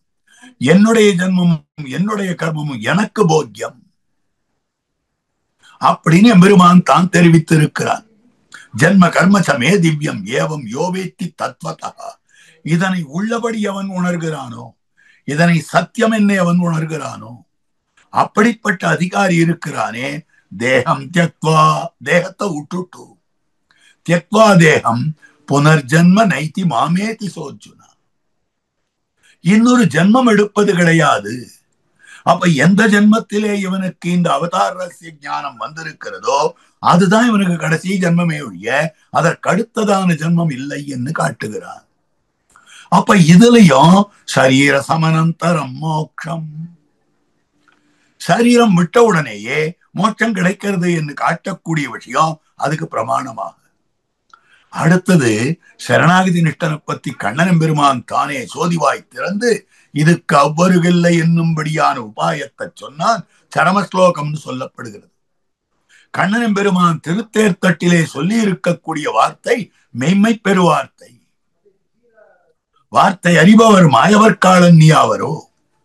அந்த மெய்மை பெருவார்த்தை எடுத்து காட்டியிருக்கக்கூடிய விஷயம் சர்வதர்மான் பரித்யஜ்ய மாமேகம் சரணம் ரஜா அகம் துவா சர்வ பாபேபியோ மோக்ஷயிஷ்யாமி மாசுச்சா. எல்லா தர்மத்தையும் விட்டு என் ஒருவனையே உபாயமாக பத்து நான் உன்னை எல்லா பாபங்களிலிருந்தும் விடுவிக்கிறேன், சோகப்படாதே வருத்தப்படாதேன்னு தெரிவித்திருக்கக்கூடிய வார்த்தை. இதுல சர்வ பாபேபியோ மோக்ஷயிஷ்யாமி, எல்லா பாபங்களிலிருந்தும் உன்னை விடுவிக்கிறேன் அப்படின்னு சொல்லி இருக்கிறபடியாலே பகவானாகிற உபாயம் இருக்கிறதே, அந்த உபாயத்தை பத்தின அதிகாரிகளுக்கு சரீர சமனந்தரம் மோட்சம் வரும் வரும் என்று தெரிவித்திருக்கக்கூடிய விஷயமாக அமைந்திருக்கிறது. ஆகவே பிரபத்திக்கு இருக்கக்கூடிய வைபவம் அப்படிப்பட்ட வைபவமாக இருக்கிறது என்று காட்டியிருக்கிறார்கள். அப்போ இவனை உடனே மோட்சம் கொடுக்காமல் சரணாகதி பண்ணின உடனே மோட்சம் கிடைக்கிறதா? சரணாகதி பண்ணிந்தான் பெருமான் மோட்சம் கொடுத்துள்ளாமே. அப்போ அந்த சரீரத்துக்கு அப்புறம்தான் ஏன் மோட்சம் கொடுக்கிறான்னு சொல்லணும். சரணாகதி பண்ணின உடனே மோட்சத்தை கொடுத்துள்ளாமே அப்படின்னு கேட்டால் முதல் விஷயம் காட்டுறார். இவன் பிரார்த்தித்தது, இவனுடைய பிரார்த்தனை என்ன? இந்த சரீரத்தை கழித்து விரோதியை போக்கி மோட்சத்தை கொடுக்க வேண்டும். எம்பெருமானே பிராப்தியான பலனை எனக்கு தேவரீர் கொடுக்க வேண்டும். என்னுடைய விரோதியை நீக்கி என்னுடைய விரோதியை போக்கி இந்த பலனை கொடுக்க வேண்டும். இப்படிதான் அவன் பிரார்த்தித்துக் கொண்டிருக்கிறான். அப்ப அந்த விரோதியை உடனே போக்கிட வேண்டியதுதானே. அதை விடுத்து சரீரத்தை இருக்கிற நாள் வரைக்கும் இருக்க வச்சுட்டு கொடுப்பானேன் அப்படின்னா சரணாகதி பண்ணின உடனே ஒருத்தனுக்கு மோட்சம் கொடுத்துடுறான். எல்லாருக்கும் பெருமாள் மோட்சம் கொடுக்கிறார். யார் யார் சரணாகதி பண்றாளோ அந்நீதனுமே மோட்சம் கொடுத்துடுறார். எம்பெருமானை ஆறாறு உபாயாத்தியவசாயம் பண்ணுகிறார்களோ அன்னைக்கே மோட்சம் அப்படின்னு சொன்னா அதுக்கப்புறம் பெருமாளாராவது நினைப்பாளா? நாடு நச்சு பொய்கை ஆகிவிடும். நச்சு பொய்கை ஆகாமைக்காகான்னு காட்டுறார். ஆச்சாரியத்துல அற்புதமா காட்டுறார். ஆழ்வார் முதல்லயே இந்த உபாய அத்தியவசாயத்தோட தானே இருந்தார். பொய் நன்ன ஞானமும் பொல்லா ஒழுக்கும் அழுக்குடம்பும் இன்ன நீர்மை இனியாமுராமை உயிரளிப்பான் என்னின்ன யோனியுமாய் பிறந்தாய் மயோர் தலைவா மெய்னன்னு கேட்டருளாய் அடியே என் செய்யும் விண்ணப்பமே. மயோர் தலைவா தேவப்பெருமாளேன்னு தேவப்பெருமாளை குறிச்சு பிரார்த்திக்கிறார். மெய்னன்னு கேட்டருளாய் இனி யாமுராமை, இனிமேல் இந்த நிலை எனக்கு ஏற்படக்கூடாது. இத்தோட போறோம். இதுக்கப்புறம் இந்த நிலை கூடாது. பொய் நின்ன ஞானம் கூடாது, பொல்லா ஒழுக்கு கூடாது, அழுக்குடம்பு கூடாது, அஜ்ஞானம் கூடாது, தேகாத்மாபிமானம் கூடாது, அகங்கார மமகாரங்கள் கூடாது. இந்த சரீர சம்பந்தமே எனக்கு வேண்டாம் அப்படின்னு ஆர்த்தியோட பிரார்த்திக்கிறார். அடுத்த பாசுரம் என்னவா இருந்திருக்கணும் தெரியுமா? ஆழ்வார் கடைசியில 10ஆம் பத்துல சாய்க்கிறாரே, 10ஆம் பத்திலே ஆழ்வார் வெளியிடும்படியான அற்புதமான வார்த்தை உற்றேன் உகந்து பணி செய்து உனபாதம் பெற்றேன். உகந்து பணி செய்து உனபாதம் பெற்றேன். ஆசையோட உன்னுடைய திருவடித்தாமர்களை அடைந்து விட்டேன். இனியாம் உறாமை, இனிமேல் இது கிடைக்க கூடாது. உற்றேன், அது பெற்று விட்டேன். அவ்வளவுதான். உறாமையா நான் சொல்லும்படியான விஷயம் இனி யாமுறாமைன்னு சொல்லி இருக்கிறார். அது முடிந்த உடனேயே பெருமாள் பரமபதத்தை கொடுத்திருக்கணும். உற்றேன் உகந்த பணி செய்துன்னு ஆழ்வார் சாதித்து விட்டிருக்க வேண்டும். அப்படி அல்லாமல் திருவிருத்தம் 100 பாசுரம், திருவாசிரி 7 பாசுரம், பெரிய திருவந்தாது 87 பாசுரம், திருவாய்மொழி 1102 பாசுரம், இத்தனை பாசுரத்துக்கு பிறகு ஆழ்வாருக்கு மோட்சம் கொடுத்திருக்கு. ஏன் உறாமையோடே உத்தேனாக்காதொழிந்தது? நாடு திருந்தா ஒரு காரணம் காட்டுறார். லோகமெல்லாம் இந்த பாசுரத்தை கேட்டு திருந்த வேண்டாமா? நாடு திருந்தா அதுவும் ஒரு காரணம். இங்க இந்த சரணாகதி நிஷ்டனுடைய அனுஷ்டானங்களையும் பார்த்து, சரணாகதி நிஷ்டனுடைய உபதேசங்களையும் பார்த்து இன்னும் 10-8 பேர் திருந்துவர்களே. இவர் சரணாகதி பண்ணின உடனேயே அழைத்துக் கொண்டு சென்று விட்டால் லோகத்தை மனுஷால் திருத்த வேண்டாமா? அதுக்காராவது ஞானிகள் வேண்டாமா? அதுக்காக இந்த ஞானிகளுடைய சரீரம் விழுகிற வரைக்கும் இவர்களை இந்த உலகத்திலே வைத்திருந்தால் இவர்கள் நாட்டை திருத்துவார்கள், நாடு திருந்தார். அடுத்தது, நாடு நச்சு பொய்கை ஆகாமைக்காக சரணாகதி பண்ணினார், பரமபத பிராப்தி கிடைத்ததுன்னு சொன்னா அடுத்த க்ஷணம் யாருமே சரணாகதின்றது ஒரு நச்சு பொய்கை, பகவான்றோன்னு ஒரு நச்சு பொய்கை, விஷஜலம் மிக்க இருக்கக்கூடிய ஜலம், அதன் கிட்ட யாருமே போகக்கூடாது, அதனுடைய நெருக்கத்திலே யாருமே அடையக்கூடாது என்று சொல்லி அந்த சரணாகதி மார்க்கத்துக்கே யாரும் போக மாட்டாளே, எம்பெருமானிடத்திலே யாரும் போக மாட்டார்களே. அதுக்காகத்தான் எம்பெருமான் ஆழ்வாரை, அதாவது இந்த பிரபத்தி நிஷ்டர்களை, சரணாகதி நிஷ்டர்களை தான் வைத்திருக்கிறான் என்று தெரிவித்திருக்கிற விஷயம். அடுத்தது, இந்த ஞானிய கொடுத்த சரீரம் இதுதானே, இந்த சரீரத்தை கொஞ்ச நாள் இங்க வச்சு பார்த்துட்டே இருக்கலாம். இந்த சரீரத்தை விடுத்தானே ஆனால் அதுக்கப்புறம் இந்த ஜனங்கள் இந்த சரீரத்தை அழித்து விடுவார்கள். இந்த சரீரம் கிடைக்காதே நம்ம பார்க்கறதுக்கு, இன்னும் கொஞ்ச நாள் பார்த்துட்டு இருக்கலாம், இந்த சரீரம் விழற வரைக்கும் பார்த்துட்டு இருக்கலாம் அப்படின்னு சொல்லி தான் வைத்திருக்கக்கூடிய நிலை. ஆனாலும் கூட சில அதிகாரிகளுக்கு ஆர்த்த பிரபன்னர்களா இருந்தால் அந்த அதிகாரிகளுக்கு அந்த சரீரத்தை கழித்தே மோட்சத்தை கொடுத்து விடுகிறார். சரி, அதுக்கு மேல இவன் தான் சரணாகதி நிஷ்டனாச்சே, ஆர்த்த பிரபன்னன் அல்லாமல் ஏன் திருப்த பிரபன்னனாய் இருக்கிறான்? இந்த சரீரம் ஹேயம்னு இவனுக்கு தெரியும், இந்த சரீரம் தாழ்ந்ததுன்னு இவனுக்கு தெரியும்.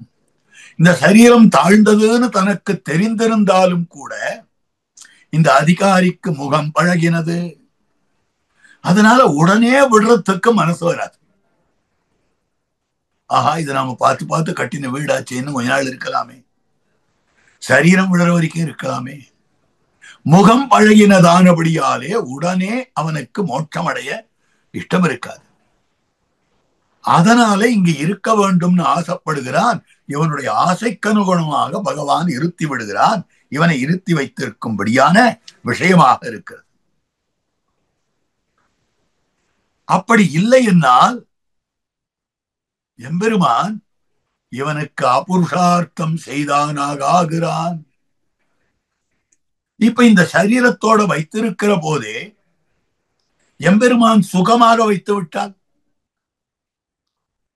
இவன் ஆசைப்பட்டது முதல்ல தான் மனு எழுதி கொடுக்கிற போது எம்பெருமானிடத்திலே இந்த விரோதியை போக்கி மோட்சத்தை பிராபித்தருள வேணும், எம்பெருமானே இந்த சரீரமாகிற விரோதியை கழித்து மோட்சத்தை பிராபித்தருள வேணும். இந்த சரீரத்திலேயே சுகமாக இவனை வைத்து விட்டானே ஆனால் அடுத்த க்ஷணம் என்ன ஆகும் தெரியுமா?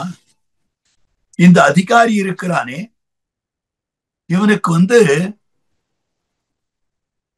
நமக்கு புருஷார்த்தம் இந்த சரீரம் இல்லையே, இந்த சரீரத்தோடயே சுகமா வச்சிருக்கானே, இந்த சரீரம் வேண்டாம் தான் நாம சொன்னோம் அப்படின்னு எண்ணம் தோணும். இவனுக்கு அபுருஷார்த்தம் வேண்டாத விஷயமாக இருக்கும் அப்படின்னு சொல்லி இருக்கக்கூடிய விஷயம்.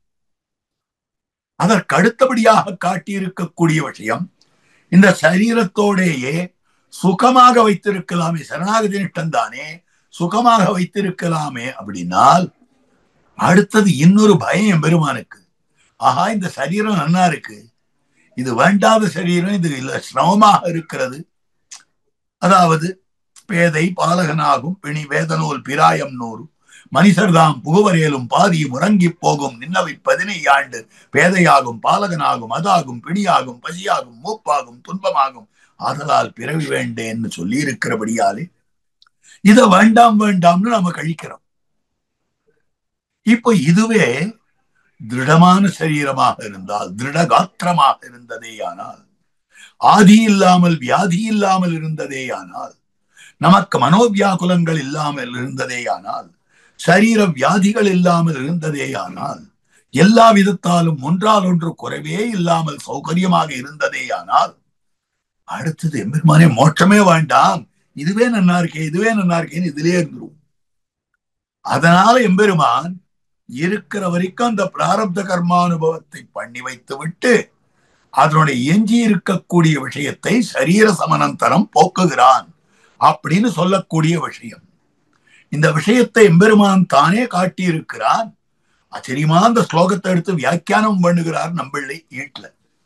அற்புதமான ஸ்லோகம் இது. எம்பெருமானுடைய சர்வஸ்வம், எம்பெருமானுடைய எல்லா சொத்தாகவும் இது இருக்கிறதுன்னு காட்டுகிறார். ஸ்லோகத்வயம், 2 ஸ்லோகங்களாக அமைந்திருக்கின்றன. ஸ்லோகத்வயம்னு சொல்லப்பட்டிருக்கிறது. வராகவதார காலத்திலே பூமி பிராட்டி எம்பெருமானிடத்தில் கேட்கக்கூடிய விஷயம், பிரளயார்னோ மக்னையாய் இருக்கக்கூடியவள் பூமி தேவி பூமி பிராட்டி. அவளை நீருக்கும் நிலத்துக்கும் இராயாததா இருக்கும்படியான ஒரு சூக்கர ரூபத்தை எடுத்துக்கொண்டான். பன்றியினுடைய வடிவத்தை எடுத்துக்கொண்டான். பாசி தோர்த்து கிடந்த பார்மகற்கு பண்டொரு நாள் மாசுடம்பில் நீர்வாரா மானமிலா பன்றியாம் தேசுடைய தேவர். மானமிலா பன்றி, மானமிலா பன்றினா ஒரு பெரியவர் சாதித்தார், உபமானம் இல்லாத பன்றி. எவ்வளவு பெரிய பன்றி! அந்த பன்றிக்கு உபமானம் உண்டா? மகாவராகா ஸ்புட பத்மலோச்சனா தாமரை கண்ணன். மற்றொரு மகாத்மா அற்புதமாக சாதித்திருக்கிற விஷயம், ஈஸ்வரத்துவ அபிமானம் இல்லாத பன்றி. மானமிலா பன்றி தான் ஈஸ்வரன் என்கிற அபிமானமே இல்லாமல் ஒரு திரியக்கனுடைய வேஷத்தை தாங்கி எம்பெருமான் தான் சென்றான். மானமிலா பன்றியாம் தேசுடைய தேவர்.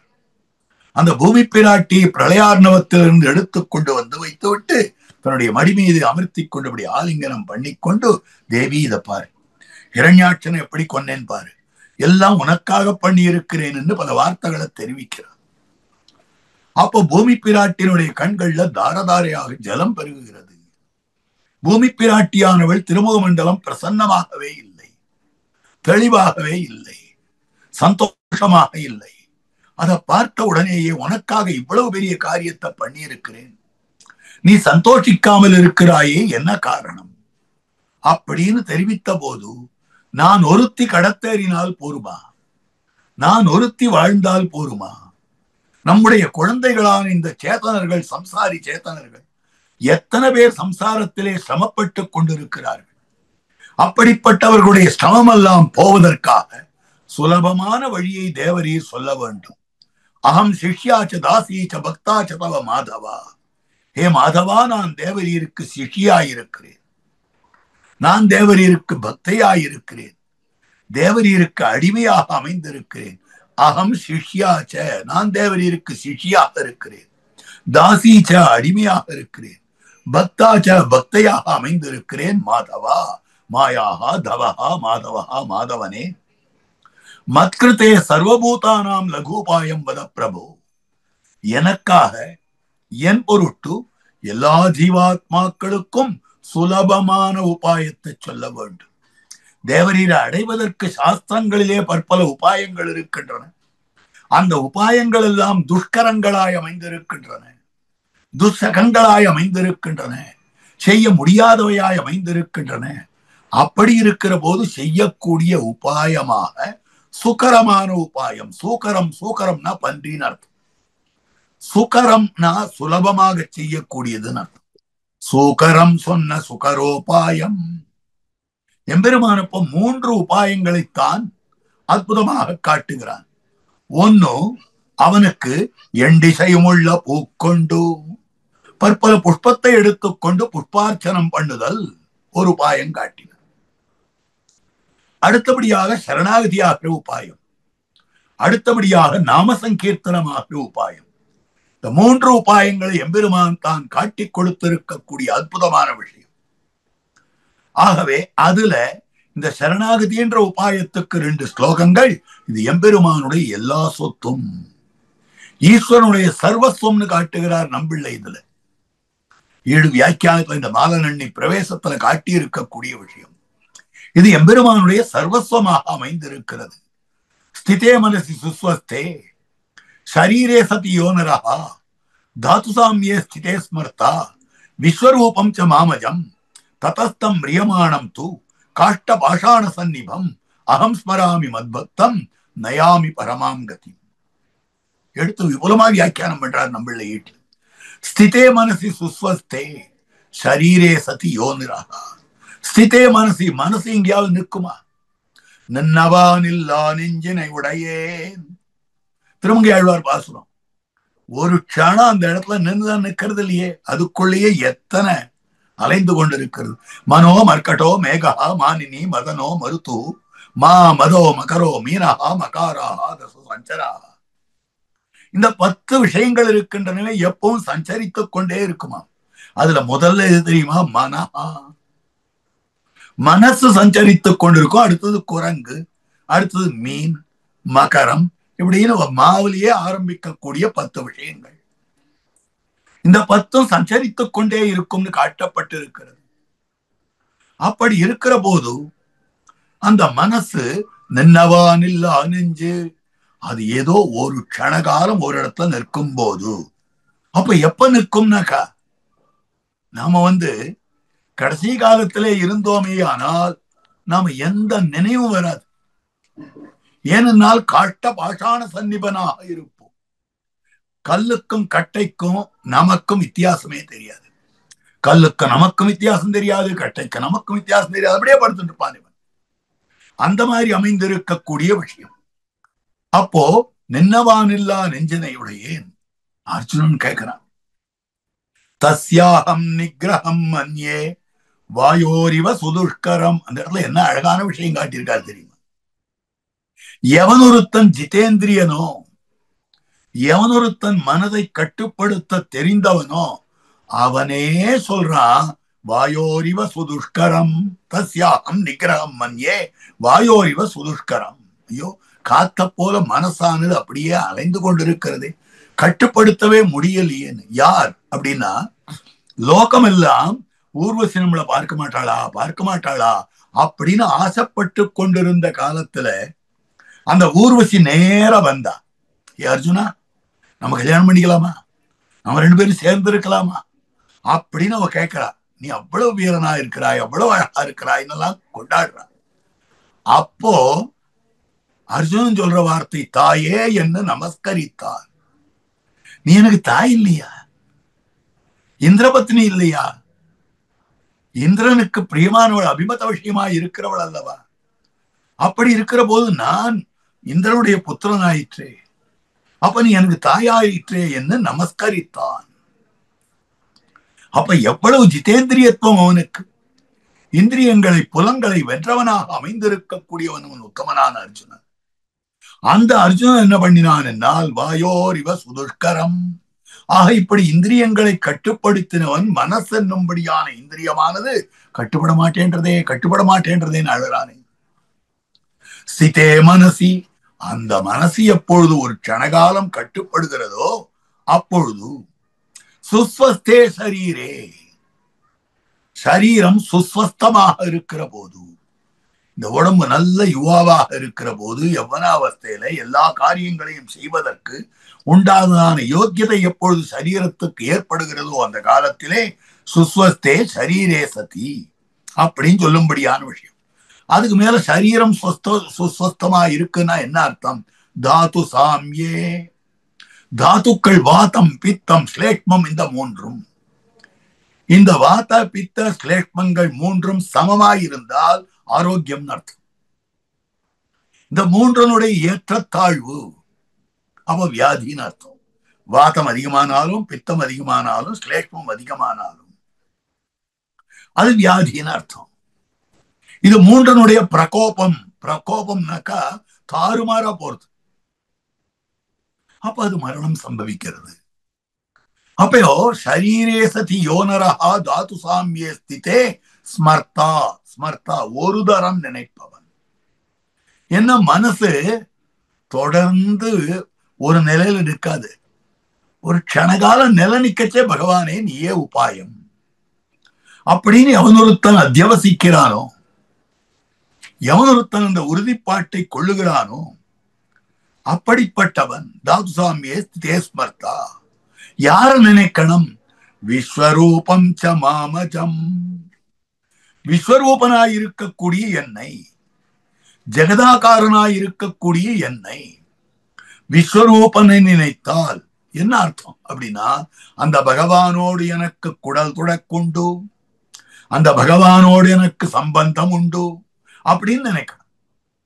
பகவானோடு நமக்கு இருக்கக்கூடிய சம்பந்தம், நம்ம ஆத்மா பகவான், நாம பகவானுக்கு சரீரம் அப்படின்னு நினைக்கணும். அதுதான் விஸ்வரூப சப்தம்.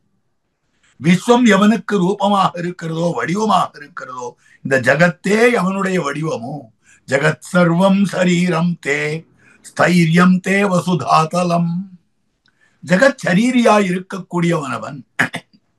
அப்போ அந்த விஸ்வரூபனை நினைத்து விட்டார்களேயானால், அதுக்கு மேல மாம், இந்த இடத்துல அற்புதமாக காட்டி கொடுத்திருக்கக்கூடிய விஷயம் விஸ்வரூபம் ச மாமஜம்.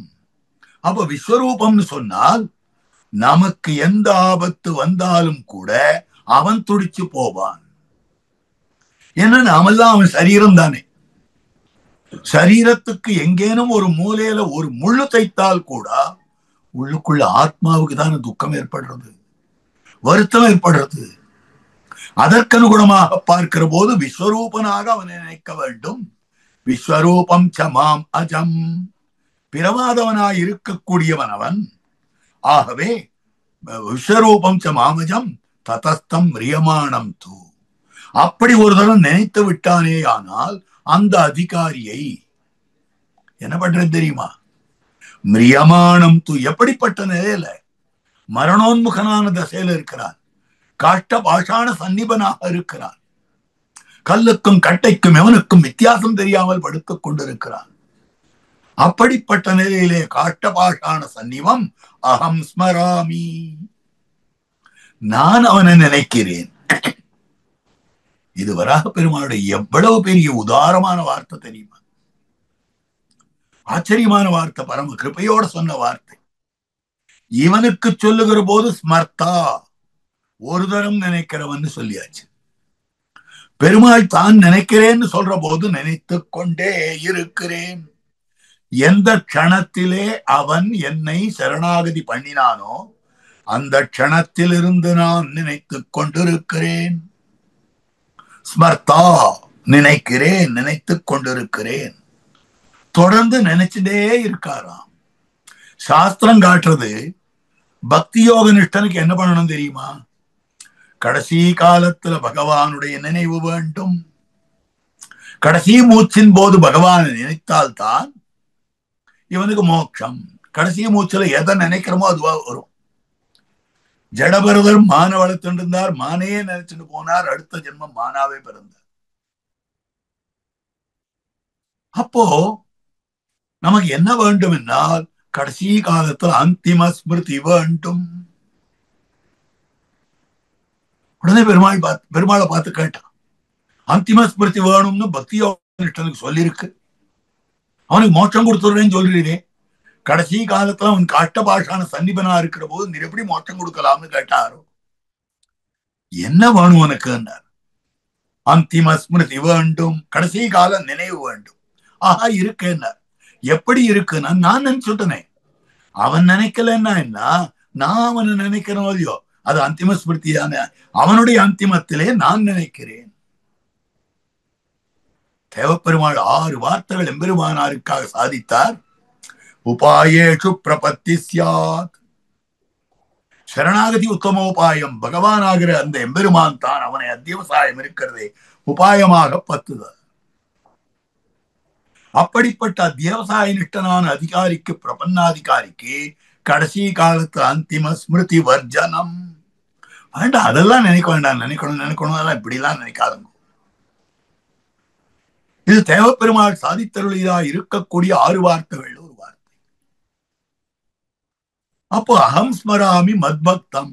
இந்த இடத்துல மத்பக்தம்னா மத் பிரபன்னம் அர்த்தம். என்னுடைய பிரபன்னனை, என்னிடத்துல சரணாகதி பண்ணினவனாய் அமைந்திருக்கக்கூடியவனை அகம் ஸ்மராமி மத்பக்தம் நயாமி பரமாம் கதிம். ஆச்சரியமா காட்டுறான். மற்றவாளெல்லாம் எப்படி அழைத்துக் கொண்டு செல்லுகிறான் என்றால் ஆதிவாகிகர்களை விட்டு. இப்படிப்பட்டவர்களை தன் பரமபதத்துக்கு அழைத்துக் கொண்டு வர வேண்டும் என்பதற்காக சில பேரை அனுப்புவான் எம்பெருமான். அவளெல்லாம் ஆதிவாகிகர்கள்னு பேரு. ஆனா இந்த சரணாகதி நிஷ்டனான அதிகாரியை பகவான் தானே கைப்பிடித்து அழைத்து செல்லுகிறான். கையை பிடிச்சுட்டு அழைத்துக்கிட்டு போறான். பிரிவாச்சான் பிள்ளை ஒரு இடத்துல வியாக்கியானம் பண்ணும் போது தெரிவிக்கிறார், அத்தவாளத்தாலே முக்காடிட்டு கொண்டு அழைத்து செல்லும். இப்படி கையை பிடிச்சு அழைச்சிட்டு போறான். கேட்கிறவா கேட்பா, என்ன அநியாயமா இருக்கு? இந்த எம்பெருமான் இருக்கிறானே பக்தி யோக நிஷ்டன், ஜன்ம ஜன்மமா பக்தி பண்ணினான். அந்த பக்தி யோக நிஷ்டனுக்கு எம்பெருமான் வந்து ஆளை அனுப்பிச்சு அழைச்சிட்டு போறான். இவனை தானே அழைச்சிட்டு போறானே, என்ன அநியாயம் இது அப்படின்னு கேட்க மாட்டாளா? அதுக்கு பயந்து எம்பெருமான் என்ன பண்றான், தன்னுடைய உத்தரியத்தை எடுத்து தலையில முக்காடிட்டு கொண்டு யாரை அழைச்சிட்டு போறானோ அவன் தலையிலையும் முக்காடிட்டு அழைத்து கொண்டு செல்லுகிறான். நயாமி பரமாம் கதிம் அப்படின்னு அந்த எம்பெருமான் தான் காட்டி கொடுத்திருக்கிறான். அப்ப மரணமானால் வைகுந்தம் கொடுக்கும் பிரான். விபுலமா வியாக்கியானம் பண்ணியிருக்காரு இந்த வியாக்கியானத்தை. இந்த பாசுர வியாக்கியானத்துல இந்த பாசுர அவதாரிக்கிறது. அப்படி இருக்கும்படியான அந்த திருக்கண்ணபுரத்து எம்பெருமான் சரண்யம் குந்தத்வம் உத்பலாவதகத்திலே பிரசித்தம். சரண்யனான எம்பெருமானுடைய மோட்ச பிரதானம் பண்ணும்படியான தன்மை இருக்கிறதே, அது உத்பலாவதகம் என்னும்படியான திவ்யதேசத்திலே பிரசித்தமாய் இருக்கிறது. திருக்கண்ணபுரம் சௌரி பெருமானிடத்திலே பிரசித்தமாயிருக்கிறதுன்னு காட்டுறார். 11 பாசுரங்கள் அமைந்திருக்கின்றன. 10 பாசுரங்களிலே ஆழ்வார் பண்ணும்படியான உபதேசம், அற்புதமான விஷயங்களை வியாக்கியானத்தை காட்டியிருக்கிறார். அவகாசானுகுணமாக இந்த ஒரு அரை மணி காலத்துல ஏற்கனவே 1 மணி காலம் ஆகிவிட்டது நாம் உபன்யாசத்தை தொடங்கி. இப்ப அரை மணி காலம் இன்னமும் இருக்கிறது. இந்த அரை மணி காலத்துல 10 பாசுரத்தினுடைய அர்த்தம், ஒரு பாசுரத்துக்கும் 3 நிமிஷம் வச்சிருந்தா கூட 33 நிமிஷம் ஆயிடும். அதற்குள்ளாக விண்ணப்பம் பண்ணுகிறேன். அவகாசானுகுணமாக கோட்டியார் திருச்செவி சாத்த வேணும். மாலனண்ணி தொழுதெழுமினோ வினைகடா, காலை மாலை கமலமலரிட்டு நீர், வேலை மோதும் மதில் சூழ் திருக்கண்ணபுரத்து ஆலின் மேலால் அமர்ந்தான் அடியினைகளே அப்படின்னு காட்டுறார். மாலை நன்னி, மாலை திருமாலை, திருமாலான எம்பெருமானை கட்டி திருமாலான எம்பெருமானிடத்திலே ஈடுபட்டு தொழுதெழுமினோ வினைகடா, உங்களுடைய பாபங்கள் எல்லாம் போம்படியாக தொழுதெழுங்கள் முதல்ல சொன்னார். மாலைன்னா திருமாலைன்னு ஒரு அர்த்தம் காட்டினார். அடுத்தது மால் ஐ நன்னி, ஆக அந்த அதாவது மால் மயக்கம், நன்னி ஆக மயக்கத்தோட அந்த எம்பெருமானிடத்திலே வியாமோகத்தோட நீங்கள் அந்த எம்பெருமானை அடைய வேண்டும். இப்ப மாலநன்னின்ற பாசுரத்துல முதல் பாசுரத்துல முதல்ல பகவானை ஆசிரியிக்க வேண்டும் என்ன அதனை சங்கிரகித்து சொல்லும்படியான வார்த்தையாக அமைந்திருக்கிறது. ஆக மாலை வியாமோகத்தை நன்னி, வியாமோகத்தை அடைந்து வியாமோகத்தோட கூட மால் ஐ நன்னி, மாலை நன்னி இரண்டாம் வேற்றுமை. அதே மாதிரி மாலை நன்னி திருமாலை. அப்ப மால்னா மயக்கம்னு ஒரு அர்த்தம், மால்னா பெருமாள்னு ஒரு அர்த்தம், பெருமாளை கிட்ட வேண்டும்னு ஒரு அர்த்தம், அதாவது மயக்கத்தை கொண்டவனாகான்னு ஒரு அர்த்தம். மாலை நன்னி தொழுதெழுமினோ வினைகட, தொழுங்கள் எழுங்கள் வினை கெடும்படியாக. வினை கெடுறதுன்னா நம்முடைய பாபங்கள் கெடும்படியாகனு ஒரு அர்த்தம். இப்ப ஆழ்வார் இங்க வினை கெடன்னா ஆழ்வாருக்கு வினையாவது என்ன? மல்லிகை கமல் தன்னல் என்னும்படியான கீழ்த்திருவாய்மொழியிலே ஆழ்வார் வியசனப்பட்டாரே, கிளேசப்பட்டாரே, துக்கப்பட்டாரே, அந்த துக்கம் தீரும்படியாக தொழுதெழுமினோம். நாம் பட்டா போல நீங்க விஸ்லேஷ வியசனப்பட வேண்டாம். விஸ்லேஷ வியசனம் தீரும்படியாக தொழுதெழுமுங்கள். காலை மாலை கமலமலரிட்டு நீர். காலை மாலை எந்த போது வேணாலும் ஆசிரியனத்துக்கு, பகவதாசிரியனத்துக்கு வேலை உண்டான்னா கிடையாது. எப்பவும் பகவானை ஆசிரியிக்கலாம். காலை மாலை கமலமலரிட்டு நீர். இன்ன பொழுது என்பது கிடையாது. சரணாகத்தினுடைய வைபவத்தை காட்டுகிற போது ஸ்ரீவச்சன பூரணத்திலே பிரபத்திக்கு தேச நியமம் இல்லை, கால நியமம் இல்லை, பிரகார நியமம் இல்லை, அதிகாரி நியமம் இல்லை, பல நியமம் இல்லை, விஷய நியமமே உள்ளதுன்னு காட்டுறார். எங்க வேணாலும் சரணாகதி பண்ணலாம். எந்த காலத்துல வேணாலும் சரணாகதி பண்ணலாம், எப்படி வேணாலும் சரணாகதி பண்ணலாம், யார் வேணாலும் சரணாகதி பண்ணலாம், எதுக்கு வேணும்னாலும் சரணாகதி பண்ணலாம். ஆனால் யாரிடத்துல வேணும்னாலும் சரணாகதி பண்ணலாம், அதான் கூடாது. மற்றதெல்லாம் பண்ணலாம். யாரிடத்துல வேணும்னாலும் சரணாகதி பண்ணலாமான்னா அது கூடாது. அப்ப பிரபத்திக்கு கால நியமம் இல்லை. மற்ற உபாயங்களுக்கெல்லாம் வசந்தாதி காலங்கள்.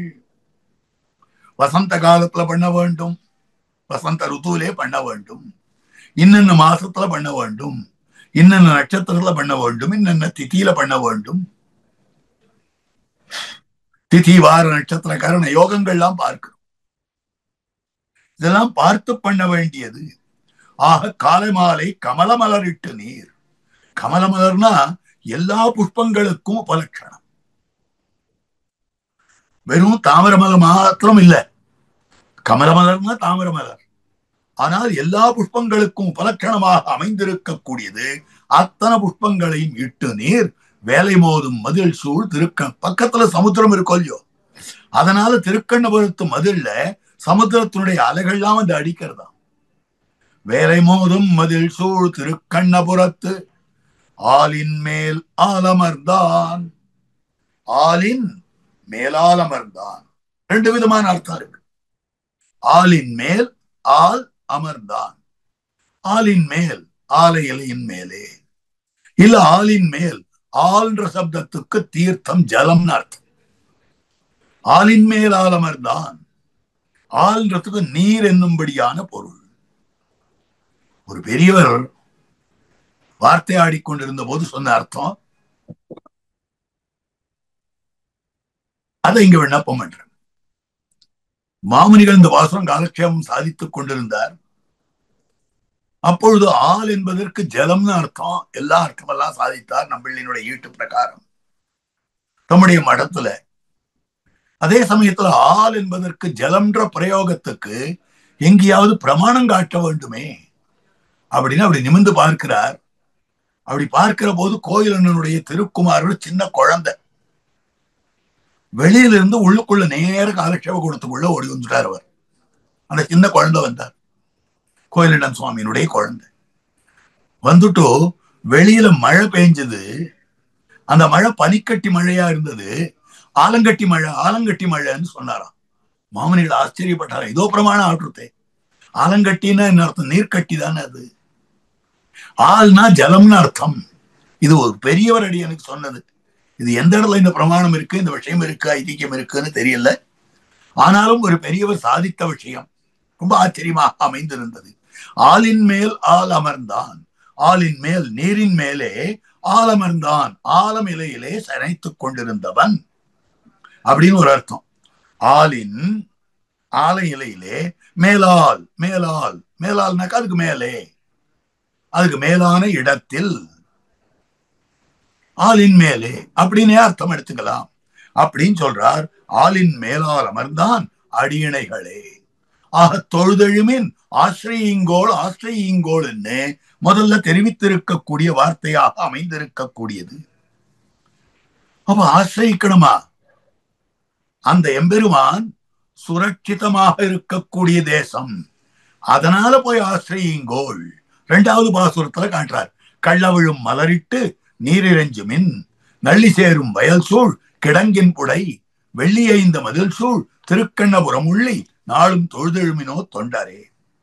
கள்ளவிழும் மலரிட்டு நீரிரஞ்சுமின் கள்ளார் துழாயும் கனவளரும் கூவிளையும் முள்ளார் முளரியும் ஆம்பலுமுன் கண்டக்கால் உள்ளாயோர் எனமாய் புக்கிடந்தான் பொன்னடிக்கென்ன உள்ளாதார் உள்ளத்தை உள்ளமாக்கொள்ளோமே. திருமங்கையாழ்வார் பாசு. எம்பெருமானுடைய திருவாராதனத்துக்கென்ன என்னென்ன வஸ்துக்கள் உண்டோ அந்தந்த வஸ்துக்கள் எல்லாம் பார்க்கிற போது திருவாராதனத்துக்கு பெருமாள் சமர்ப்பிக்கிறதுக்குன்னு நினைக்கணும். அப்ப கள்ளார் துழாயும் நன்ன மது சந்தியா இருக்கக்கூடிய மது சந்தியா இருக்கக்கூடிய திருத்துழா என்ன, கனவளர் கோவிளை முள்ளார் முளரி ஆம்பல் எந்த புஷ்பத்தை கண்டாலும் கூட புள்ளாயோர் எனமாய் புக்கிடந்தான் பொன்னடிக்கன்னு. முன்னொரு காலத்திலே புள்ளாயோர் ஏனமாய் புக்கிடந்தான் பொன்னடிக்கன்னு. ஆக அவன் பற்பல அவதாரங்கள் பண்ணி இருக்கக்கூடிய விஷயம். வராகவதாரம் பண்ணினான், இந்த பூமியை இழந்திருக்கக்கூடிய நிலை. ஹம்சாவதாரம் பண்ணினான். இப்படிப்பட்ட எம்பெருமானுடைய திருவடித்தாமரைகளுக்கென்னு உள்ளாதார் உள்ளத்தை யார் நினைக்கலையோ அவர்களுடைய நெஞ்சை நெஞ்சாகவே நினைக்க மாட்டேன். உள்ளாதார் உள்ளத்தை உள்ளமாக்கொள்ளோமே அப்படின்னு தாம் தெரிவித்திருக்கக்கூடிய வார்த்தை. அப்ப கள்ளவிழும் மலர் கள்ளார் துழாயின்னு அவர் காட்டுறார். கள்ளவிழும் மலரிட்டு நீரிறைஞ்சுமின், நீங்கள் அப்படிப்பட்ட மலரை இட்டு அவனுக்கு ஸ்தோத்திரம் பண்ணுங்கள், அவனிடத்திலே பிரார்த்தியுங்கள் அப்படின்னு சொல்ற வார்த்தை. அப்ப ஏதாவது ஒரு மலர், இந்த இடத்துல ஸ்ரீ புருஷோத்தமனுடைய சரித்திரத்தை எடுத்து காட்டுகிறார். ஏற்கனவே சுமந்து மாமலர் நீர்சுழர் தூபம் கொண்டுன்ற இடத்துல காட்டியிருக்கிறார். பூரி ஜெகநாதனான எம்பெருமான் புருஷோத்தமம் உடையான். அந்த எம்பெருமானுக்கு சண்பக பூ அத்தனை விசேஷம். 2 ராஜகுமாரர்கள் சந்நிதியில பெருமாளை சேவிக்கிறதுக்கு போறார். போகிற போது கடையிலிருந்து செண்பக புஷ்ப மாலையை வாங்கி கொண்டு செல்ல வேண்டும்னு ஆசைப்பட்டார்கள். அந்த கடையில ஒரே ஒரு மாலை இருந்தது. அந்த மாலையை ஒருத்தன் விலை கொடுத்து வாங்க போக அதை விட அதிக விலை நான் கொடுக்கிறேன்னு இன்னொருத்தன் சொன்னான். இன்னொரு ராஜகுமாரன் சொன்னான், இவனோட அதிகம் நான் கொடுக்கிறேன்னா. இப்படி விலையை ஏத்திண்டே போயிட்டான். கடைசியில ஒருத்தன் விலையை கொடுத்து வாங்கினான். வாங்கி பெருமானுக்கு சமர்ப்பித்தான். அன்னைக்கு ராத்திரி அவனுடைய சொப்னத்துல எம்பெருமான் வந்து, பிள்ளாய் நீ சமர்ப்பித்த மாலை எனக்கு கனக்கிறது. ஆதராதிசயத்தாலே அந்த இடத்துல காட்டியிருக்கக்கூடிய விஷயம். இவன் ஏன் விலையை ஏத்தினான்னா தாம் பணக்காரன்றதுனால ஏத்தல. அவனுக்கிடத்துல இருந்த ஆசை, ஆதரம், ஆதரத்தினுடைய அதிசயம், அதனால எப்படியாவது இதை வாங்கியாக வேண்டும்ன்ற ஒரு தீவிரமான வெறி இருந்தது. அந்த உன்னுடைய ஆதரம் என்ன பலுவா இருக்கு தெரியுமா, என்ன கனமா இருக்கு தெரியுமா அப்படின்னு தெரிவித்தானாம். ஆக கள்ளவிழும் மலரிட்டு. அப்ப பெருமானுக்கு புஷ்பஞ்சாத்துறது. நீர் இறைஞ்சுமின் நள்ளி சேரும் வயல் சூழ் கிடங்கின் புழை. நள்ளி நண்டு, பெண்ணண்டு. ஆக அந்த பெண்ணண்டுக்கு நள்ளின்னு பேரு. வயல் சூழ் கிடங்கின் புடை வெள்ளியேந்த மதில் சூழ். வெள்ளி ஏயப்பட்டதாய் அமைந்திருக்கக்கூடிய மதில் அதனாலே சூழப்பட்டிருக்கிறது. அதனால உள்ளுக்குள்ளே இருக்கிறவன் சுரட்சிதமாயிருக்கிறான். அவனை இரட்சகனாக பத்துங்கோள். திருக்கண்ணபுரம் உள்ளி நாளும் தொழுதெழுமினோ தொண்டரே. ஒவ்வொரு நாளும் அவனை தொழுதெழுமின்கள் தொண்டர்களே. ஆக தொண்டீர்களாய் இருக்கக்கூடியவர்களே என்ன தெரிவித்திருக்கக்கூடிய வார்த்தையாக அமைந்திருக்கிறது. நாளும் எப்பொழுதும். ஆக எப்பொழுதும் அவனை தொழுதெழுங்கள் என்று தெரிவித்திருக்கிற வார்த்தை. அங்கதான் ஒரு விஷயம் காட்டுறார். எப்போனாலும் பெருமாளை சேவிக்கலாமா? சரணாகதிக்கு கால நியதி இல்லைன்னு சொல்லியாச்சு. எப்பவும் பெருமாளை சேவிக்கலாமா? அதுக்குன்னு கால நியதி இல்லையா? இல்லை. சமுத்திர ஸ்நானத்துக்கு கால நியதி இருக்கிறது.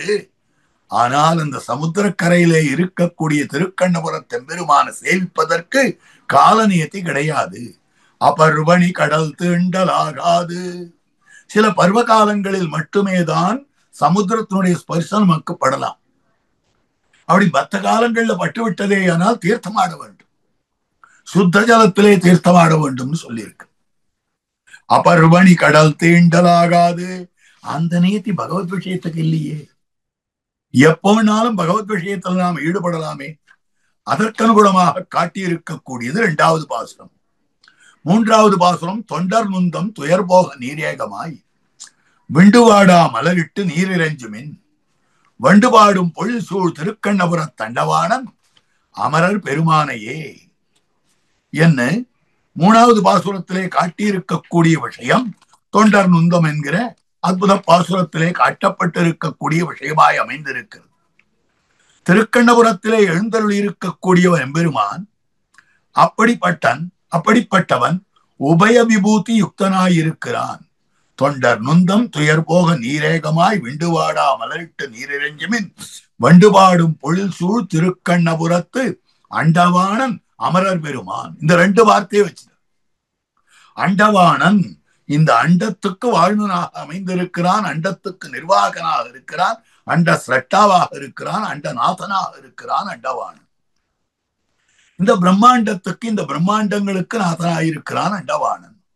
அடுத்தது அமரர் பெருமான். அமரர்கள் நித்தியசூரிகள், அவர்களுக்கு சுவாமியாய் இருக்கிறார். அப்போ உபய விபூதிநாதனாய் அந்த எம்பெருமான் எழுந்தருளி இருக்கிறார். அப்படிப்பட்டவனை நீங்கள் ஆசிரியுங்கோள் அப்படின்னு சொல்லும்படியான வார்த்தையாக அமைந்திருக்கிறது.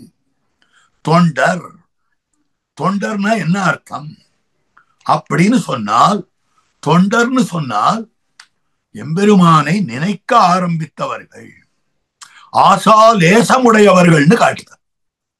தொண்டர்னா ரொம்ப நிறைய தொண்டு பண்ணிருக்கணும், எப்போ அவனையே நினைச்சிருக்கணும். கீதாச்சாரியன் சொல்லி இருக்கக்கூடிய அனன்யா சிந்தயந்தோ மாம் ஏஜனா பரியுபாசதே தேஷாம் நித்யாபியுக்தானாம் யோகக்ஷேமம் வஹாம்யஹம். அப்படிப்பட்ட ஞானிகளாக அனன்ய சிந்தனை யுக்தர்களாக இருக்க வேண்டும்ன்றானா? இல்லை, ஆசாலேசமுடையார்களையே தொண்டர்னு ஆழ்வார் காட்டினார். தொண்டர் நுந்தம் துயர் போக ஒரு அர்த்தம் காட்டினார். அடுத்தது தொண்டர்னா தொண்டு செய்பவர்கள். ஆரப்போலே, இளைய பெருமாளை போலே. பவாம்ஸ்து சக வைதேகியா கிரிசானுஷரம்சதே அகம் சர்வம் கரிஷ்யாமி ஜாகிரத ஸ்வபதஸ்யதே. தேவரீரும் பிராட்டியாரும் மலைத்தாழ்வர்களிலே உலாவி அருளுகிற போது நான் தேவரீருக்கு எல்லாவற்றையும் செய்கிறேன். அகம் சர்வம் கரிஷ்யாமி, எல்லா கைங்கரியங்களையும் ஒழிவில் காலம் எல்லாம் உடனாய் மன்னி வழுவிலா அடிமை செய்ய வேண்டும் நாம் என்கிற கிரமத்திலே எல்லா அடிமைகளையும் நான் செய்கிறேன் என்று சொன்னவர்கள் அவர்கள் தொண்டர். நுந்தம் துயர் போக நீரேகமாய், நீங்கள் எல்லோரும் என்று சொல்லும்படியான விஷயமாக, ஏகமாய்னா இது ஒன்றே பிரயோஜனமாக அர்த்தம். அனன்ய பிரயோஜன பூதர்களாய் ஒரு அர்த்தம் காட்டினார். அதற்கடுத்தபடியாக ஏகமாயினா தொண்டர்னு இருக்கும் இல்லையோ, நீங்க எல்லாரும் ஒத்துமையாக அர்த்தம். கைங்கரியபரர்கள் அத்தனை பேரும் ஒற்றுமையாக அமைந்திருக்க வேண்டும்ன்றத ஆழ்வார் இங்க உணர்த்துகிறார். கைங்கரியபரர்களுக்குள் அபிப்பிராய பேதம் கொண்டு சீறுபாறுன்னு இருக்கக்கூடாது. தொண்டர் நுந்தம் துயர் போக நீரேகமாய் விண்டு வாடா மலரிட்டு நீர் இறைஞ்சுமின். வாடாத மலர்களை எல்லாம் விட்டு அந்த எம்பெருமானை ஸ்தோத்திரம் பண்ணுங்கள். வண்டு பாடும் பொழில் சூழ் திருக்கண்ணபுர அண்டவாணன். வண்டுகள் பாடுகின்றன, பரமபதத்துல நித்தியசூரிகள் பாடுறா, இங்க வண்டே பாடுறதா. ஏதத் சாமகாயன் நாஸ்தே ஹாவு ஹாவு ஹாவு. சாமகானம் பாடும்படியானதாக அமைந்திருக்க கூடியது வண்டு பாடும் பொழில் சூழ் திருக்கண்ணபுர தண்டவாணன் அமரர் பெருமானையே. திருக்கண்ணபுர தண்டவாணனாய் இருக்கிறான், அமரர் பெருமானாகவும் அமைந்திருக்கக்கூடிய அற்புதமாக அமைந்திருக்கிறது. ஆக திருக்கண்ணபுர தண்டவாணன் அமரர் பெருமானையே வண்டு பாடும் பொழில் சூழ் நீர் இறைஞ்சுமின் நீங்கள் ஸ்தோத்திரம் பண்ணுங்கள். இந்த இடத்துல அர்ச்சாவதார வைபவத்துக்கு அனுகுணமாக ஒரு விசேஷமான ஸ்லோகத்தை எடுத்து உதாகரித்து ஆளவந்தார் தெரிவிக்கும்படியான அர்த்தத்தையும் காட்டிக் கொடுத்திருக்கக்கூடிய விஷயம். ஆக திருக்கண்ணபுர தண்டவாணனை தொண்டர்களே நீங்கள் உபாசியுங்கள், நீங்கள் வணங்குங்கள், நீங்கள் தொழுதாடுங்கள், நீங்கள் தொழுதழுங்கள் அப்படின்னு காட்டிக் கொடுத்திருக்கிறார். இப்ப திருக்கண்ணபுர தண்டவாணனை ஏன் நித்தியசூரிகள் அமரர் பெருமானவன், அமரர்கள் தொழுதுனாக்கா அவர்கள் பரமபதத்துல போய் தொழுதுகிட்டோம். இது யாருக்கு வைக்கப்பட்டிருக்கிறதுனா, அந்தற்கு வைத்த தண்ணீர் பந்தலிலே விழிகண்ணர் புகழலாமோ. அந்தற்கு கண்ணில்லாதவர்களுக்காக ஒரு இடம் இருக்கு, ஒரு இடத்துல சௌகரியங்கள் பண்ணி கொடுக்கிறா. போஜன சாலை இருக்கிறது, தீர்த்த சாலை இருக்கிறது, சத்திரங்கள் இருக்கு. அப்ப அந்த இடத்துல உள்ளுக்குள்ள செல்லுபவர்கள் அந்தர்கள் தானே போகணும், கண்ணில்லாதவர்கள் தானே போகணும். விழிகண்ணர்கள் கொட்ட கொட்ட விழிச்சு நின்னா கண்ணு தெரிஞ்சவன் எனக்கும் சாப்பாடு கொடு, எனக்கும் அன்னம் கொடு, எனக்கும் பானம் கொடுன்னு போனால் என்ன பிரயோஜனம்? அப்ப அந்த இடத்துல வெளியில அனுப்பிச்சுடுவா இல்லையா? அதே போல இந்த அர்ச்சாவதாரம்ன்றது யாருக்காக தெரியுமா? நம் போல்வாருக்கு. அக்னௌ திஷ்டதி விப்ராணாம், விப்ரர்களுக்கு எம்பெருமான் அக்னியிலே சேவை சாதிக்கிறான். ஹிருதி திஷ்டதி யோகினாம், ஹிருதயத்திலே யோகிகளுக்கு சேவை சாதிக்கிறான். பிரதிமாசு அப்பிரபுத்தானாம், விக்கிரகத்திலே திருமேனியிலே எம்பெருமான் அப்பிரபுத்தர்களுக்கு ஞானமற்றவர்களுக்கு சேவை சாதிக்கிறார். சர்வத்திர சமதர்ஷினாம், எல்லா இடத்திலையும் சமதர்ஷிகளுக்கு சேவை சாதிக்கிறான் அப்படின்னு இருக்கு. பிரதிமாசு அப்பிரபுத்தானாம், பிரதிமையிலே அப்பிரபுத்தர்களுக்கு சேவை சாதிக்கிறான்னு சொல்லப்பட்டது. அப்ப பிரதிமையிலே சேவை சாதிக்கிறான்னு சொன்னால் எம்பெருமானுக்கு விக்கிரக வழிபாடு யார் பண்ணுகிறார்களோ, மூர்த்தியை யார் தொழுகிறார்களோ, அப்படிப்பட்டவர்கள் எல்லாம் ஞானம் இல்லாதவர்கள்னு ஆயிடாதா? அப்படி ஆயிட்டாக்கா ஆளவந்தார் அர்ச்சாவதார வழிபாடு பண்ணினவர், எம்பெருமானார் அர்ச்சாவதார வழிபாடு பண்ணினவர், நாதமுனிகள் தாம் அர்ச்சாவதார வழிபாடு பண்ணினவர். அப்ப நம்ம பூர்வாச்சாரியர்கள் அத்தனை பேரும் இருக்கும் நாள் உகந்தருளின நிலங்களிலே பிரவணனாய் குணானுபவ கைங்கரியங்களே பொதுபோக்காகையும். அப்ப அவள்லாம் அப்பிரபுத்தர்களா? அவள் அப்பிரபுத்தர்கள்னு சொல்றதுக்கு நமக்கு எங்க அதிகாரம் இருக்கு? வஸ்துதா அவர்கள் அப்பிரபுத்தர்கள் இல்லையே.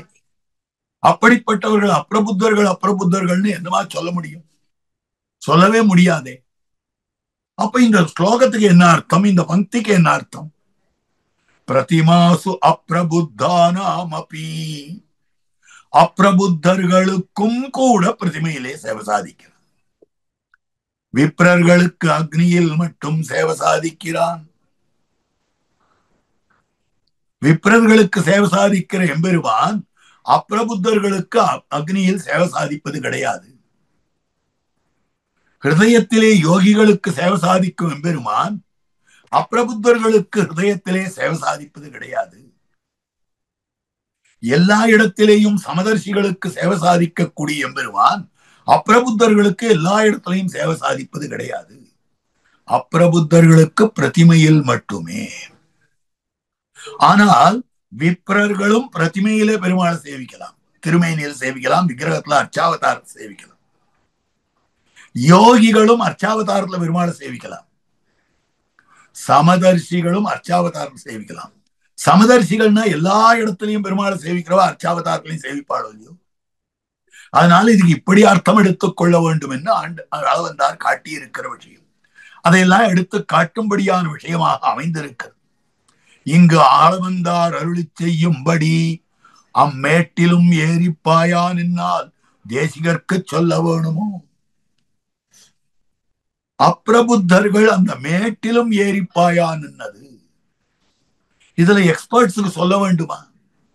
இதுல சாமர்த்தியம் படைத்தவர்களுக்கு சொல்ல வேண்டுமா? எல்லாருக்கும் சேவை சாதித்துக் கொண்டிருக்கிறான்.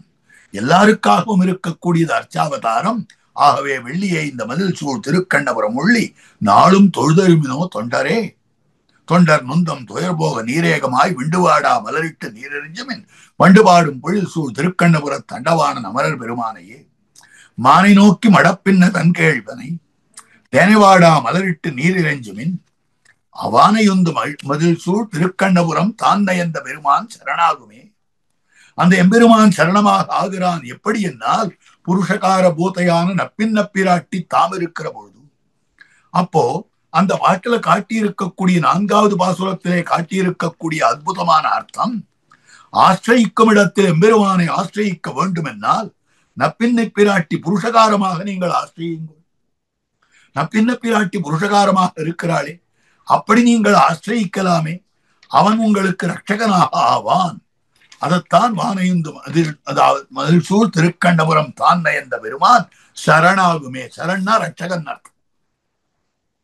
அடுத்த பாசுரம் 5வது பாட்டு, சரணமாகும் தனதால் அடைந்தார்க்கெல்லாம் மரணமானால் வைகுந்தம் கொடுக்கும் பிரான் அரணமைந்த மதில் சூழ் திருக்கண்ணபுர தரணியாளன் தனது அன்பர் கண்பாகுமே. இப்படி பக்தி யோகம்னு இவ்வளவு நாள் சொல்லிட்டு வந்தார். பக்தி பண்ணுங்கோள், பக்தி பண்ணுங்கோள், ஆசிரியுங்கோள், பக்தி பண்ணுங்கோள், ஆசிரியுங்கோள், பக்தி பண்ணுங்கோள். இந்த பக்தியில் அசக்தனாய் இருக்கக்கூடியவன், பக்தியில் அசக்தனுக்கு பிரபத்தி ஸ்ரீவசனம் போடுறத கடைசியில சூத்திரத்துல சாய்க்கிறார். பக்தியில் அசக்தனுக்கு, பக்தியில் ஏன் அசக்தி வந்ததுன்னா அவனால பண்ண முடியாதுன்றது இல்லை, பண்ண முடியாதுன்ற ஒரு காரணம் மாத்திரம் இல்லை, அது ஸ்வரூப விரோதம்ன்ற காரணமும் இருக்கிறதுன்னு அங்க வியாக்கியானம் பண்ணி இருக்கிறார். இந்த இடத்துல இப்படி பக்தி யோகத்தால் ஆசிரியிக்கிறதுக்கு க்ஷமனன்னிக்கே, அதுக்கு முடியாதவர்கள் எனக்கு சக்தி இல்லை அதனால முடியல அப்படின்னுவா. அவ சில பேர் சக்தி இருக்கு ஆனாலும் முடியலை. பக்தி யோகத்திலே சக்தியானது எம்பெருமானாருக்கு இல்லையா, ஆளவந்தாருக்கு இல்லையா? ஆனால் எம்பெருமானார் சரணாகதி கத்தியத்துல சரணாகதி என்ன பண்ணார்? ஆளவந்தார் ந தர்மனிஷ்டோஸ்மி சாத்மவேதி ந பக்திமாம் துத் சரணாரவிந்தே அகிஞ்சனோனன்ய கதி சரண்யா துத்பாத மூலம் சரணம் பிரபத்தியேன்னு சொன்னாரே. இதற்கு என்ன காரணம்? அப்படினால் பக்தியானது நம்முடைய ஆத்மஸ்வரூப யாதாத்மிய ஞானானுகுணமாக இல்லை. ஆத்மஸ்வரூப யாதாத்மியம் எப்படிப்பட்டது? அவனுக்கே சொத்தாயிருப்பது, அவனுடைய உடைமையாயிருப்பது. உடைமை என்னைக்காவது தன்னைத்தானே பாதுகாத்துக் கொள்ளுமா? பாதுகாத்துக் கொள்ளாது. அதனால என்னை பாதுகாத்துக் கொள்ளக்கூடியதாய் அமைந்திருக்கக்கூடிய பக்தி யோகத்தை பண்ண மாட்டேன். அப்ப அவன்தான் என்னை பார்த்து கொள்ள வேண்டும், என்னை ரட்சிக்க வேண்டும் அப்படின்னு சொல்லும்படியான விஷயமாக அமைந்திருக்கிறது. க்ஷமனன்னிக்கே தன் திருவடிகளிலே, அதாவது திருவடிகளையே உபாயமாக பத்தினவர்கள் இருக்கிறார்களே, அப்படிப்பட்டவர்களிடத்துல அவன் என்னமாயிருக்கிறான்? சரணமாகும் தனதால் அடைந்தார்க்கெல்லாம். இந்த பாசுரார்த்தத்தை எடுத்துக்கொண்டுதான் இந்த திவ்யதேசத்திலே காட்டப்பட்டிருக்கும்படியான திருக்கல்யாண குணம் என்னான்றதை காட்டுகிறார் நாயனார். ஆகவே சரணமாகும் தனதால் அடைந்தார்க்கெல்லாம் மரணமானால் வைகுந்தம் கொடுக்கும் பிரான். இந்த சரீர சமனந்தரம் இதைத்தான் முதல்ல ஆரம்பத்திலிருந்தே பல விஷயங்கள் வெகு அற்புத வெகு விரிவாக நாம் அனுபவித்தோம். அப்படி இருக்கக்கூடிய மரணமானால் வைகுந்தம் கொடுக்கும் பிரான் அரண் அமைந்த மதில் சூழ், நல்ல அரண்கள் அமைந்திருக்கக்கூடிய மதிலாக அமைந்திருக்கிறது. மதில் சூழ் திருக்கண்டபுர தரணியாளன், திருக்கண்டபுரம் பூமியிலே எழுந்தருள் இருக்கக்கூடிய அந்த எம்பெருமான் தனது அன்பர் கண்பாகுமே, அவனிடத்துல அன்புடையவர்களுக்கு அன்பனாகத்தான் அமைந்திருக்கிறான். அடுத்த பாசுரம், அன்பனாகும் தனதாடைந்தார்க்கெல்லாம் செம்பனாகத்து அவுணனுடல் கீண்டவன் நண்பனேந்த மதில் சூழ் திருக்கண்ணபுரத்தன்பன் நாளும் பரமேட்டிதன் பாதமே. நாளும் தனம் இயற்கு மெய்யனை, க்ஷமிக்கணும், அன்பனாகும் தனதா அடைந்தார்க்கெல்லாம் செம்பனாகத்து அவுணனுடல் கீண்டவன் நண்பனேந்த மதில் சூழ் திருக்கண்ணபுரத்தன்பன் நாளும் தனம் இயற்கு மெய்யனே அப்படின்னு பாசுரம் அமைந்திருக்கிறது. இந்த பாசுரத்திலே காட்டப்படும்படியான அற்புதமான அர்த்தம், தன்னை ஆசிரியிப்பவர்கள் ஆறார் இருக்கிறார்களோ அப்படிப்பட்டவர்களுடைய பிரதிபந்தகங்களை போக்கி அவர்களுக்கு மிகவும் சிநேகியாயிருப்பான். அவர்களுக்கு அவன் மெய்யற்கு மெய்யனாக இருக்கிறான். அவன் ஆறார் அவனுக்கு மெய்யனாக இருக்கிறார்களோ அப்படிப்பட்டவர்களுக்கு தான் மெய்யனாகவே தான் எழுந்தருளி இருக்கிறான் எம்பெருமான் என்பதை காட்டியிருக்கக்கூடிய விஷயம். ஆசிரியிப்பவர்களுடைய பிராப்தி பிரதிபந்தகங்களை போக்குகிறான். அதாவது செம்பன் ஆகத்து அவுணனுடல் கீண்டவன், ஹிரண்யகசிபுவை வதம் பண்ணி பிரகலாத ஆழ்வானுக்கு அருள் கொடுத்தவனானபடியாலே அப்படிப்பட்டவனாக அமைந்திருக்கிறவன். அதனால சரணாகத வத்சலன் இந்த இடத்துல காட்டக்கூடிய விஷயம், மெய்யற்கு மெய்யனாக அமைந்திருக்கிறான். விதிதஸ்ஸஹி தர்மஜ்ஞா சரணாகத வத்சலா தேன மைத்ரி பவதுதே எதி ஜீவித்துமிச்சசி. அவன் தர்மஜ்ஞனாக அமைந்திருக்கிறான், அவனோடு தோழமை கொள்ளு. தோஷோ எத்யபி தஸ்ய ஸ்யாத் சதா மேதது அகரித்தம். சரணாகதர்களுடைய தோஷம் இருந்தாலும் அதன் அத்தோட ஏத்துக்கிறானே எம்பெருமான். தோஷோ எத்யபி தஸ்ய ஸ்யாத் சதா மேதது அகரித்தம் என்று காட்டும்படியான விஷயமாக அமைந்திருக்கிறது.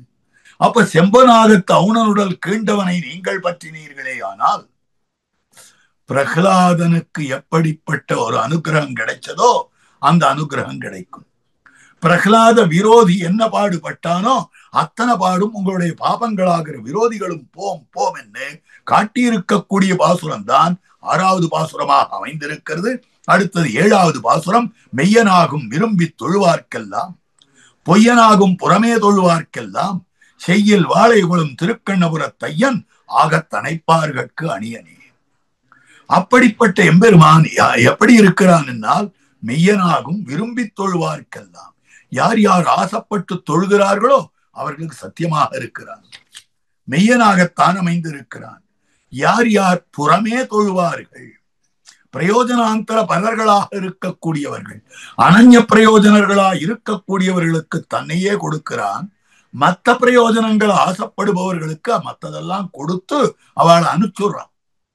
அதனால பொய்யனாகும் புறமே தொழுவார்க்கெல்லாம் ஆர்னா திருக்கண்ணபுரத்தெம்பெருமான் செய்யில் வாழையுகளும் வயல்களிலே வாழையானது பாயும்படியான திருக்கண்ணபுரத்தையன் நாளும் அதாவது ஆகத்தனைப்பார்கட்கு அணியனே, அப்படிப்பட்டவன் வெகு நெருக்கமாக அமைந்திருக்கிறான்னு காட்டினார். அடுத்தது 8வது பாசுரத்திலே காட்டும்படியான அர்த்தம், அவனை எல்லாரும் ஆசிரியுங்கோள், உங்களுடைய துக்கத்தையும் துக்க ஹேத்துவையும் போக்குவான். உங்களுக்கு என்ன துக்கம் இருக்கோ அதையும் போக்கிடுவான், துக்கத்துக்கு எது காரணமோ அதையும் போக்கிடுவான். துக்கம் போய்விட்டாலும் கூட துக்க காரணம் போகவில்லை என்றால் மீண்டும் துக்கம் உழைக்கும். ஏதோ கையில பொண்ணு மாதிரி இருக்கு, அந்த பொண்ணு மேல ஏதோ களிம்ப போட்டு ஆற்றி விட்டார்கள். ஆனால் அந்த புண்ணு வந்ததற்கு காரணமான கிருமி உள்ளுக்குள்ளேயே இருந்தால் இன்னைக்கு இங்க முளைக்கிறது பொண்ணு, நாளைக்கு இன்னொரு இடத்துல முளைக்கும், நாளைக்கு இன்னொரு இடத்துல சரங்காகும். ஆக அப்படி அல்லாமல் அதனுடைய காரணத்தை நாடி அழிக்க வேண்டும். நோய் நாடி நோய் முதல் நாடி அல்லணிக்கும், வாய் நாடி வாய்ப்பச் செயல்.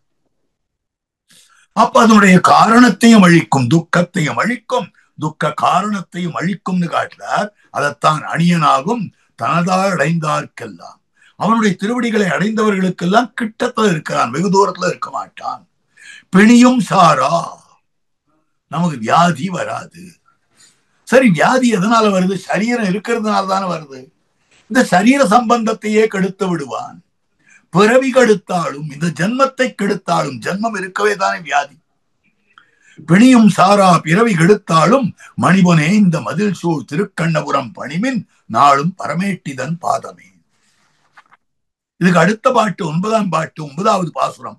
இந்த பாசுரத்திலே காட்டியிருக்கக்கூடிய விஷயம், அதாவது உபதேசத்தை எதிர்பார்க்காமல், அதாவது இந்த இடத்துல காட்டியிருக்கக்கூடிய அழகான விஷயம், நான் சுகம் பட்டேன், ஒருத்தரும் எனக்கு உபதேசம் பண்ணல, நான் அந்த பெருமானை அடைந்து சுகப்பட்டேன், துக்கம் நீங்கப்பட்டேன் பெற்றேன் அப்படின்னு காட்டினார்.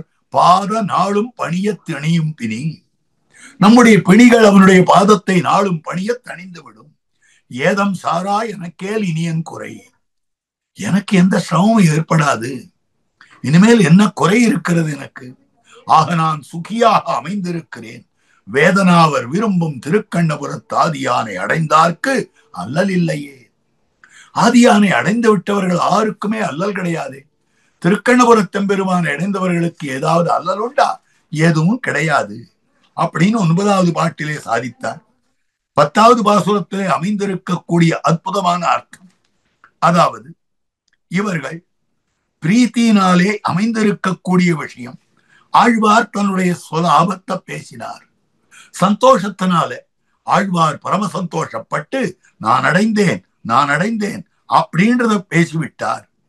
அதுக்கு மேல பக்தி யாரால முடியலையோ அவர்கள் சரணாதி பண்ணுங்க அப்படின்னு கீழே சொல்லிவிட்டு இருக்கக்கூடிய வார்த்தை.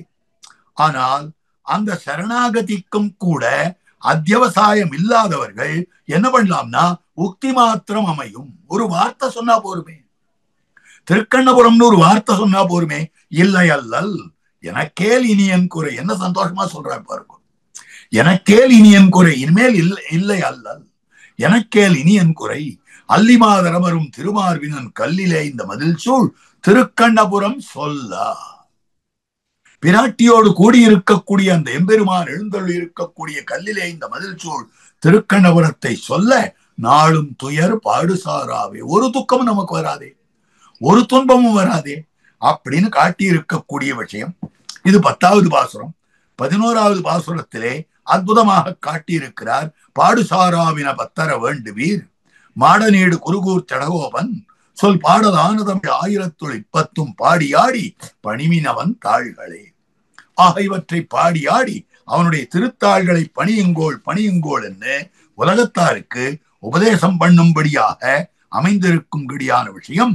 ஆக தேனே மலரும் திருப்பாதத்தை எல்லாரும் அடையுங்கள், எல்லாரும் சேருங்கள் என்று தெரிவிக்கக்கூடிய பாசுரம் 10வது பாசுரமாக அமைந்திருக்கக்கூடியது. ஆக இப்படி 10 பாசுரம் 11வது பாசுரமாக அமைந்திருக்கிறது. இப்படி 11 பாசுரங்களாலே திருக்கண்ணபுரத் தெம்பெருமானுடைய அனுபவத்தை ஆழ்வார் பரிபூர்ணமாக சாதித்தருளி இருக்கிறார். அப்படிப்பட்ட அனுபவத்தை இந்த கோஷ்டியிலே விண்ணப்பம் பண்ணலாம்படியாக நியமித்தவரான ஸ்ரீ சுவாமி ஸ்ரீமத் வேதமார்க்க பிரதிஷ்டாபனாச்சாரிய வேதாந்தாச்சாரியராய் ஸ்ரீமத் பரமஹம்ச பரிவிராஜகாச்சாரியராய் எழுந்தொள்ளியிருக்கும் நம் எதுகிரி எதிராஜ நாராயண ராமானுஜ ஜீயர் சுவாமியினுடைய திருவடி தாமரைகளுக்கு வாழி வாழி வாழி என்று பல்லாண்டு பாடிக்கொண்டு இதனை தொடர்ச்சியாக நடத்தி கொண்டு வரும்படியான MOP அறக்கட்டளையைச் சேர்ந்த நிர்வாகர்கள் அத்தனை பேருடைய திருவடி தாமரைகளுக்கும் வாழி வாழி வாழி என்று பல்லாண்டு பாடிக்கொண்டு க்ஷமிக்கும்படியான பிரார்த்தனையோடு இந்த உபன்யாசத்தை நிறைவுறுத்துகிறேன்.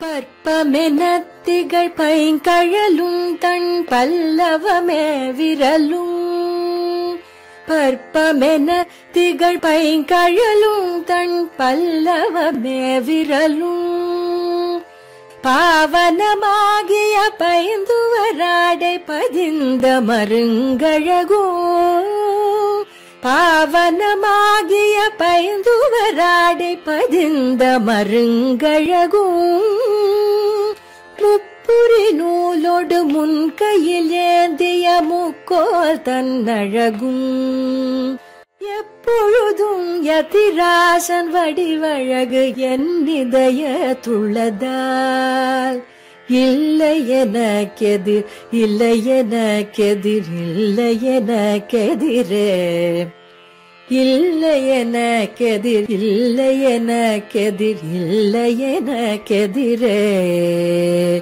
இல்லை எனக்கெதிரே இல்லை எனக்கெதிரே இல்லை எனக்கெதிரே